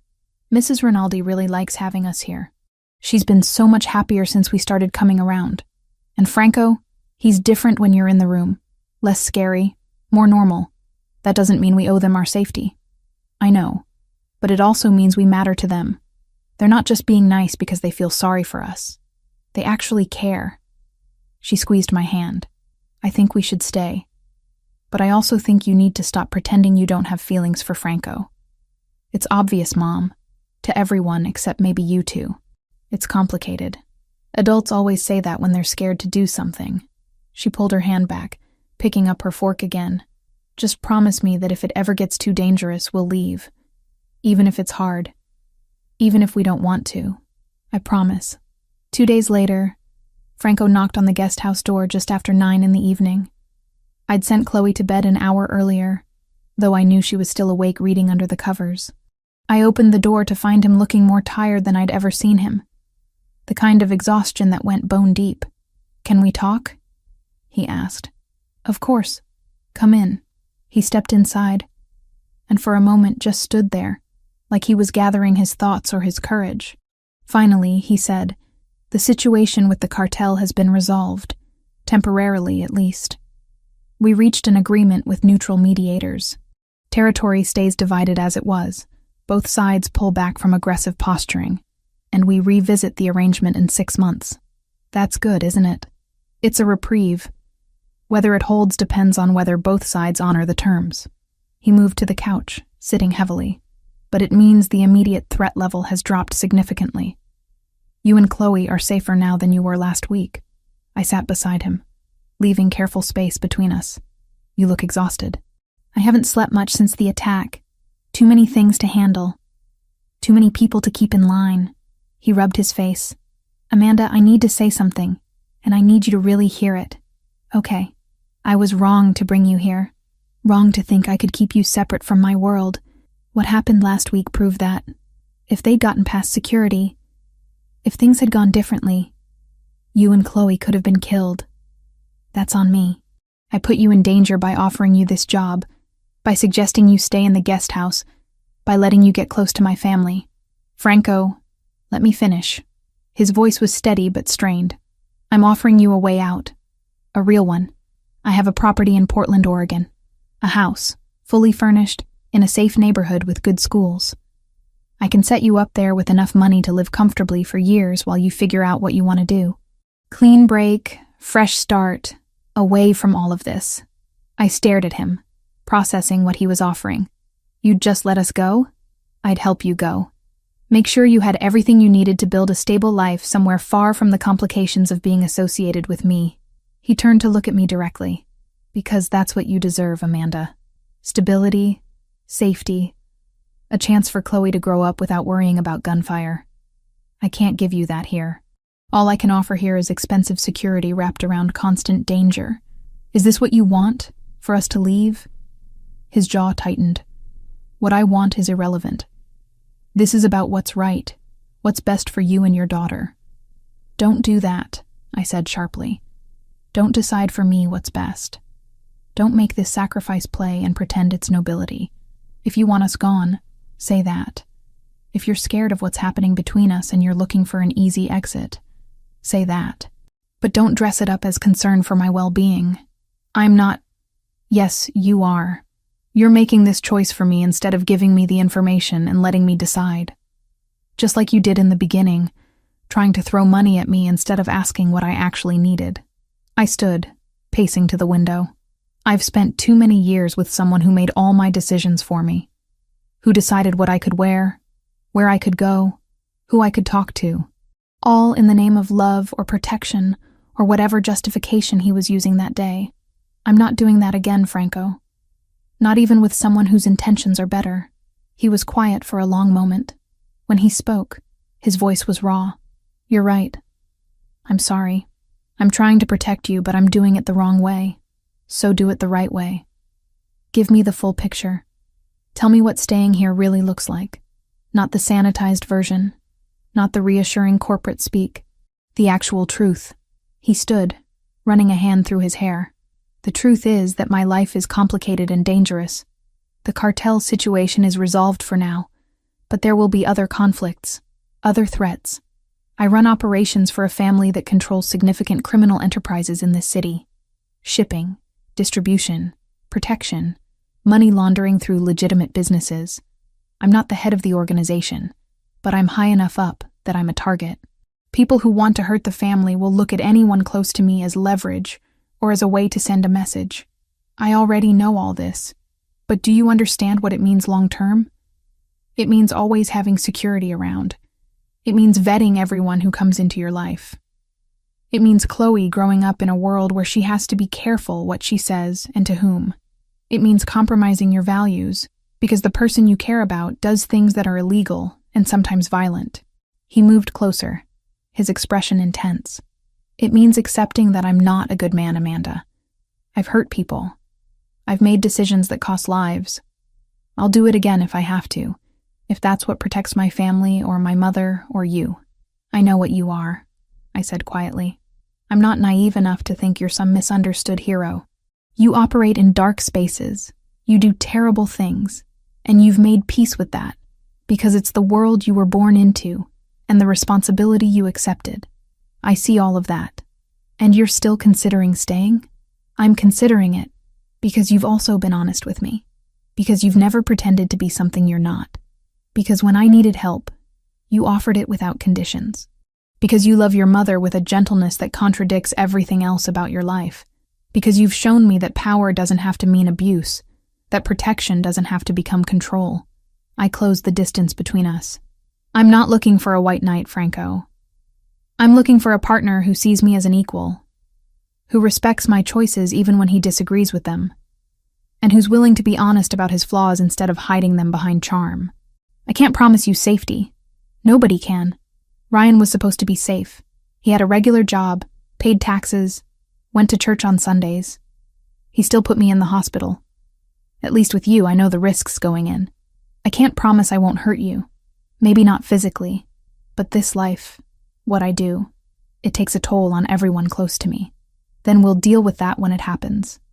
Together. If we decide to try this. Separately. If we realize it's not working. I reached up, touching his face gently. Stop trying to make this decision for me. Tell me what you want, and then let me tell you what I want, and we'll figure out if those two things can coexist. He covered my hand with his, leaning into the touch. I want you to stay. I want to come home to you and Chloe, instead of an empty house. I want to watch my mother's face light up when you walk in the room. I want to have conversations at 2 a.m. that make me forget about everything else for a while. I want to see where this goes between us, even though I know I have no right to ask for it. Why do you think you have no right? Because of who I am. What I do. The danger I represent. Franco, I'm a single mother who barely finished high school, who spent the last several years cleaning toilets to survive, who picked an abusive husband and stayed too long. I'm not some prize you don't deserve. I'm a regular person with a complicated past, and a kid who depends on me making smart choices. If anything, you should be questioning whether I'm worth the complications I bring. You're worth every complication, he said immediately. You and Chloe both. You're the first real thing I've had in my life in longer than I can remember. Everything else is transactions and power plays and carefully managed relationships. With you, I can just be myself. Flawed, tired, carrying too much weight. But myself, I kissed him. Not the tentative testing of the waters kind of kiss, but the kind that said I'd already made my decision and I wasn't interested in second-guessing it. He responded immediately, his arms coming around me, pulling me closer. It felt right in a way I hadn't felt in years, maybe ever. Like finding something I didn't know I'd been looking for. When we finally broke apart, both breathing harder, I said, I'm staying. Chloe and I are staying. Not because we're trapped or afraid or have nowhere else to go. We're staying because we choose this. We choose you and your mother, and this complicated, dangerous, honest life you're offering. But we're staying with conditions. Name them. First, if the danger escalates to a point where even you think we should leave, you tell me immediately. No heroic attempts to handle it alone first. We're partners in this decision. Agreed. Second, you don't keep things from me to protect my feelings. I need to know what's happening in your world when it affects ours. I can do that. Third, whatever happens between us, romantically stays separate from my job. I need to know that if we try this and it doesn't work, I can still support my daughter. That I'm not financially trapped if things go bad. I'll have Moretti draft something formal. Your employment is independent of our relationship. That's non-negotiable for me too, actually. I don't want you staying with me because you're afraid of losing your income. And fourth, I said, you accept that I'm not fragile. I've survived worse than anything you're likely to put me through. I don't need you to shield me from reality. I need you to include me in it. He nodded slowly. I can work with that. All of it. But Amanda, I need one thing from you too. What? If you ever feel unsafe, if your instincts tell you this isn't right anymore, you trust that, and you leave. Even if I think you're wrong, even if I want you to stay, you listen to yourself first. Deal. We stood there in the quiet of the guest house, holding each other. Both of us knowing we'd just committed to something that might be wonderful or terrible or some complicated combination of both. But for the first time in a very long time, I felt like I was choosing my life instead of just surviving it. So what happens now? I asked eventually. Now I take things slowly, Franco said, pulling back slightly to look at me. I court you properly. Dinners, conversations, time to actually get to know each other without crisis driving every interaction. No rushing, no assumptions about where this leads. That sounds suspiciously healthy. I'm full of surprises. He kissed my forehead gently. Get some sleep. Tomorrow's Friday, which means Beatrice will have questions about why I'm smiling for no apparent reason. You're smiling? I'm smiling. After he left, I checked on Chloe, who was indeed still reading under her covers. She looked up when I opened the door. You and Franco figured things out? She asked. How did you know we were talking? I'm 12, not deaf. The walls aren't that thick. She marked her place in her book. So are we staying? We're staying. If that's okay with you? She thought about it for a moment, then nodded. Yeah, I think it's okay. He makes you happy. I haven't seen you happy like this in forever. What about you? Are you happy here? Happier than I've been in a long time, she said honestly. I like Mrs. Rinaldi. I like having my own room that's not tiny. I like that you're not working yourself to death anymore. And I like that when scary things happen, there are people who actually do something about it instead of just shrugging. If that ever changes, if you stop being happy here, you tell me immediately. Your well-being matters more than anything else. I know, Mom, but maybe let yourself be happy too. Okay? You deserve it. I hugged her goodnight and went to my own room. Lying in the dark, thinking about all the ways this could go wrong and all the ways it might go right. The logical part of my brain kept listing risks, calculating probabilities, preparing for disaster. But the part of me that had been buried under years of survival mode and fear was quietly hopeful. Maybe I was making a mistake. Maybe in 6 months or a year, I'd regret choosing to stay in Franco's world. But maybe, just maybe, I was finally choosing something real. Something that acknowledged the darkness but reached for light anyway. Something that didn't promise perfection, but offered genuine partnership. I fell asleep thinking about Franco's rare smile, about Beatrice's warm eyes, about Chloe's laughter echoing through the house, about the possibility of building something lasting from very imperfect pieces. 6 months changed everything, and nothing at all. The cartel agreement held. Not perfectly. There were still tensions, disputes over borderline territories, moments when Franco would come home tense and exhausted from negotiations that required careful diplomacy, backed by implicit threats. But the open violence stopped. No more midnight gunfire, no more wounded men bleeding on expensive floors, no more rushing Chloe to underground bunkers. Beatrice declined steadily, her good days becoming rarer jewels in an increasing darkness of confusion. Some afternoons she'd recognize me and tell stories about Naples with perfect clarity, her hands moving expressively as she described the markets and the ocean and her mother's kitchen. Other days she'd call me Lucia, or Maria, or not recognize me at all, frightened by the stranger in her house trying to make her eat lunch. Patricia and I developed a rhythm for handling the bad days. Gentle redirection, familiar music, simple activities that engaged her hands even when her mind wandered. Franco watched his mother disappear incrementally, and I watched him carry that grief with the same controlled discipline he applied to everything else. He never broke down in front of her, saving his moments of raw emotion for late nights when Beatrice was asleep and he could finally let the mask slip. Chloe thrived in ways that still surprised me. The private school Franco had insisted on paying for challenged her academically, and she joined the art club, coming home with paint-stained hands and stories about projects that made her eyes light up. She'd made friends, real friends who came to the house for sleepovers and study sessions. Normal 13-year-old activities that had seemed impossible 6 months ago. She called Franco by his first name now, comfortable in a way that spoke to genuine affection, rather than forced politeness. He'd attend her school events when his schedule allowed, sitting beside me in the audience watching her present science projects or perform in the spring play. To anyone looking, we probably appeared like a regular family. Complicated, blended, but functional. Ryan was still in prison, his sentence extended after the restraining order violation.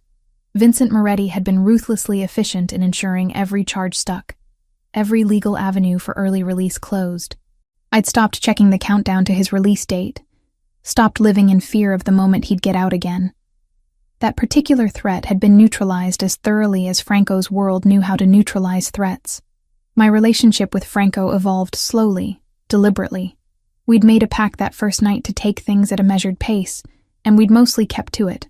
Dinners together after Beatrice went to bed, conversations that ranged from profound to mundane, stolen kisses in quiet moments when Chloe wasn't watching. He courted me, an old-fashioned word for an old-fashioned approach that somehow worked. I'd moved from the guest house into the main house 3 months ago, not into Franco's bedroom, but into a suite on the second floor that gave me space and privacy. We were building something, but we were building it with intention, with recognition that rushing would undermine the foundation we were trying to create. The legitimate side of his business operations expanded. I knew because he'd started including me in conversations about it, showing me the spreadsheets and projections for the shipping company, the real estate holdings, the import business that actually imported legal goods. He was slowly shifting focus, redirecting energy toward ventures that wouldn't require looking over his shoulder constantly. I want to build something that lasts, he'd told me one evening, both of us reviewing financial documents at his desk. Something Chloe could inherit without the complications. Something that doesn't require my children to make the same choices I had to make. My children. The casual possessiveness of that statement should have sent up red flags, but instead it settled warm in my chest. He saw a future that included us, not as accessories or temporary fixtures, but as permanent parts of his world. On a Saturday in late May, everything crystallized into a moment I hadn't been expecting. Beatrice was having a particularly difficult day. She'd woken up convinced she was a teenager again, insisting she needed to help her mother prepare dinner for her father, who'd been dead for 50 years. No amount of gentle redirection was working, and her agitation was building toward the kind of episode that would require medication to calm. Franco was in his study handling a crisis with one of the shipping routes, some jurisdictional dispute that required his immediate attention. Chloe was at a friend's house for the afternoon. It was just me, Patricia, and a woman who didn't recognize her own home. "Where is my mother?" Beatrice demanded in Italian, her voice rising. "Why won't you take me to her? What have you done with her?"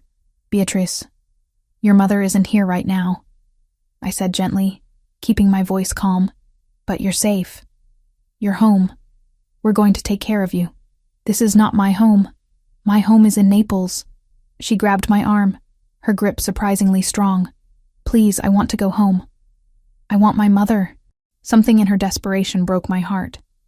She wasn't a confused elderly woman in that moment. She was a scared child who didn't understand why everything was wrong, why the world had shifted without her permission, why nothing made sense anymore. I pulled her into a hug, holding her while she cried against my shoulder.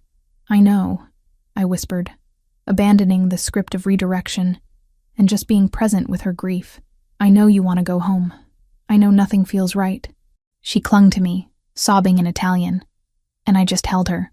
Patricia hovered nearby with medication ready if needed, but I shook my head. Sometimes what people needed wasn't pharmaceutical intervention, but human presence. Someone willing to sit in the discomfort with them instead of trying to fix it away. After long minutes, Beatrice's sobs quieted. She pulled back, looking at me with eyes that were clearer than they'd been all day. "You are kind," she said in heavily accented English. "You stay even when it is hard. Franco, he choose well. I care about you," I said. "Both of you. He love you, you know. My son. He does not say it, but I see. He look at you like his father look at me, like you are the answer to question he not know he asking." She touched my face gently. "You love him too, yes?" I did. I'd been avoiding saying it, even thinking it too directly, because love felt dangerous. Love meant vulnerability, commitment, the risk of devastating loss. But sitting there with Beatrice, her lucid moment a gift that might not come again. I couldn't pretend otherwise. Yes, I admitted. I do. Good. Is good. She patted my cheek. He needs someone who not afraid of him. Someone who see the good man under the hard shell. You see this, yes? I see it. Then you tell him. Life is short, Amanda. Shorter than we think. Do not waste time being afraid of happiness. Her clarity faded after that. Confusion returning, but gentler now. She let Patricia guide her upstairs for a nap without protest, exhausted from the emotional storm. I sat alone in the sunroom afterward, thinking about her words. Life is short. Don't waste time being afraid of happiness.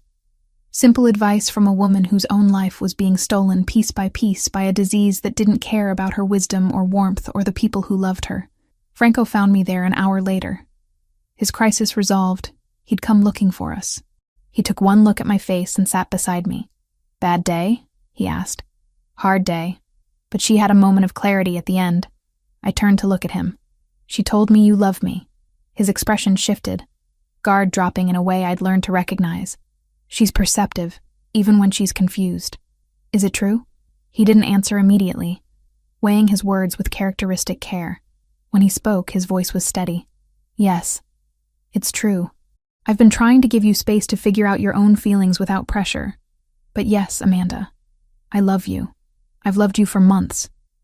Probably since you stood in my penthouse and refused my money like it was an insult. That's a weird moment to fall in love with someone. You were the first real thing I'd encountered in years. The first person who saw me as just a man instead of a position, or a threat, or a transaction. How could I not fall in love with that? I thought about all the reasons I should be cautious. About the darkness still present in his life, despite his efforts to move toward legitimacy. About the complications of blending our lives when we came from such different worlds. About whether I was strong enough to be partner to someone whose choices sometimes required moral flexibility I'd never had to exercise. But I also thought about the past 6 months. How he'd never pressured me for more than I was ready to give. How he'd respected every boundary I'd set. How he loved his mother with a gentleness that contradicted every stereotype about men in his position. How he'd welcomed Chloe not as an obligation, but as someone worthy of his time and attention. How he'd helped me find my footing instead of trying to keep me dependent. Your mother told me not to waste time being afraid of happiness, I said. She's wise. She is. I took his hand, lacing our fingers together. I love you too, Franco. I've been trying not to for a while, telling myself all the reasons it was complicated or risky or unwise. But I do. I love you. He pulled me against his side, and we sat there in the afternoon sun streaming through the windows, holding each other in comfortable silence. No dramatic declarations, no rushing toward the next milestone. Just acknowledgement of what had been growing between us since that first night when Chloe had given away her lunch money to help a confused old woman in the rain. That evening, Franco gathered all of us in the dining room. Beatrice was having another clear period. Patricia was finishing her shift, and Chloe had returned from her friend's house. He stood at the head of the table looking uncharacteristically nervous. I want to say something to all of you, he began. The past 6 months have been transformative for me. This house has felt like a home instead of just a place I sleep. My mother has had more joy than I've seen in years, and I've found something I didn't know I was missing. He looked at me, then at Chloe. Amanda, Chloe, you've given me a reason to want more than just survival, more than just power and control. You've shown me what it means to build a life instead of just maintaining operations. And I'd like to make this permanent if you're willing. From his pocket, he produced a small box. My heart started racing. Franco. This isn't just a proposal to you, Amanda. This is a proposal to all of us. He opened the box to reveal a simple but beautiful ring. I want to marry you. I want to officially become Chloe's stepfather. I want us to be a family, not just people living in the same house. Chloe's eyes went wide. She looked at me, question clear on her face. I looked at Beatrice, who was beaming. At Patricia, who'd become as much family as employee. At Chloe, who'd survived so much and deserved stability. At Franco, who'd somehow become the most steady presence in my chaotic life. There are conditions, I said. And Franco smiled because of course there were. Name them, First, Chloe gets a say in this. She's the other person most affected by this decision. He turned to Chloe. What do you think? Can you handle having me as a stepfather? Chloe bit her lip, but she was smiling. Will you come to my art shows? Everyone. And help me with math homework?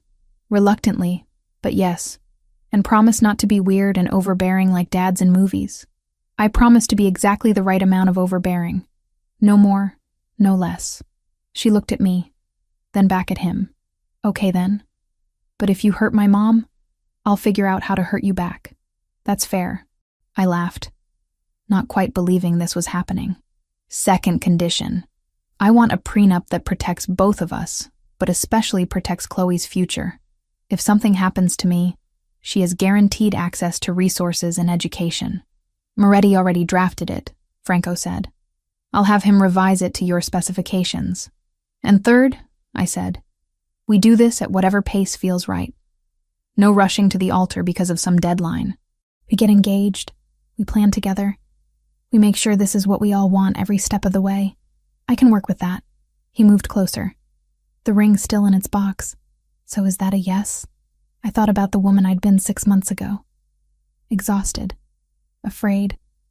Barely surviving. I thought about the woman I'd become. Still flawed. Still carrying scars. But stronger for having faced them. I thought about Chloe. Laughing with her friends. Painting in her room. Sleeping through the night without fear. I thought about Beatrice. Declining but surrounded by love. I thought about Franco, who'd proven that power didn't require cruelty, that darkness could choose light. Yes, I said. It's a yes. He slid the ring onto my finger, and Chloe cheered, and Beatrice clapped her hands with childlike delight. Patricia pulled out her phone to take pictures, insisting this moment needed documentation, and I stood there, engaged to a man who ran criminal operations, but came home to read bedtime stories to his mother, thinking about how strange and wonderful life could be when you stopped running and started choosing. 6 months had changed everything. A chance encounter on a rainy November night, a $20 act of kindness from a 12-year-old girl, had led to this. To family. To belonging. To love that acknowledged complexity without being destroyed by it. We were family now, complicated and real, and that was more than I'd ever dared to hope for. The end.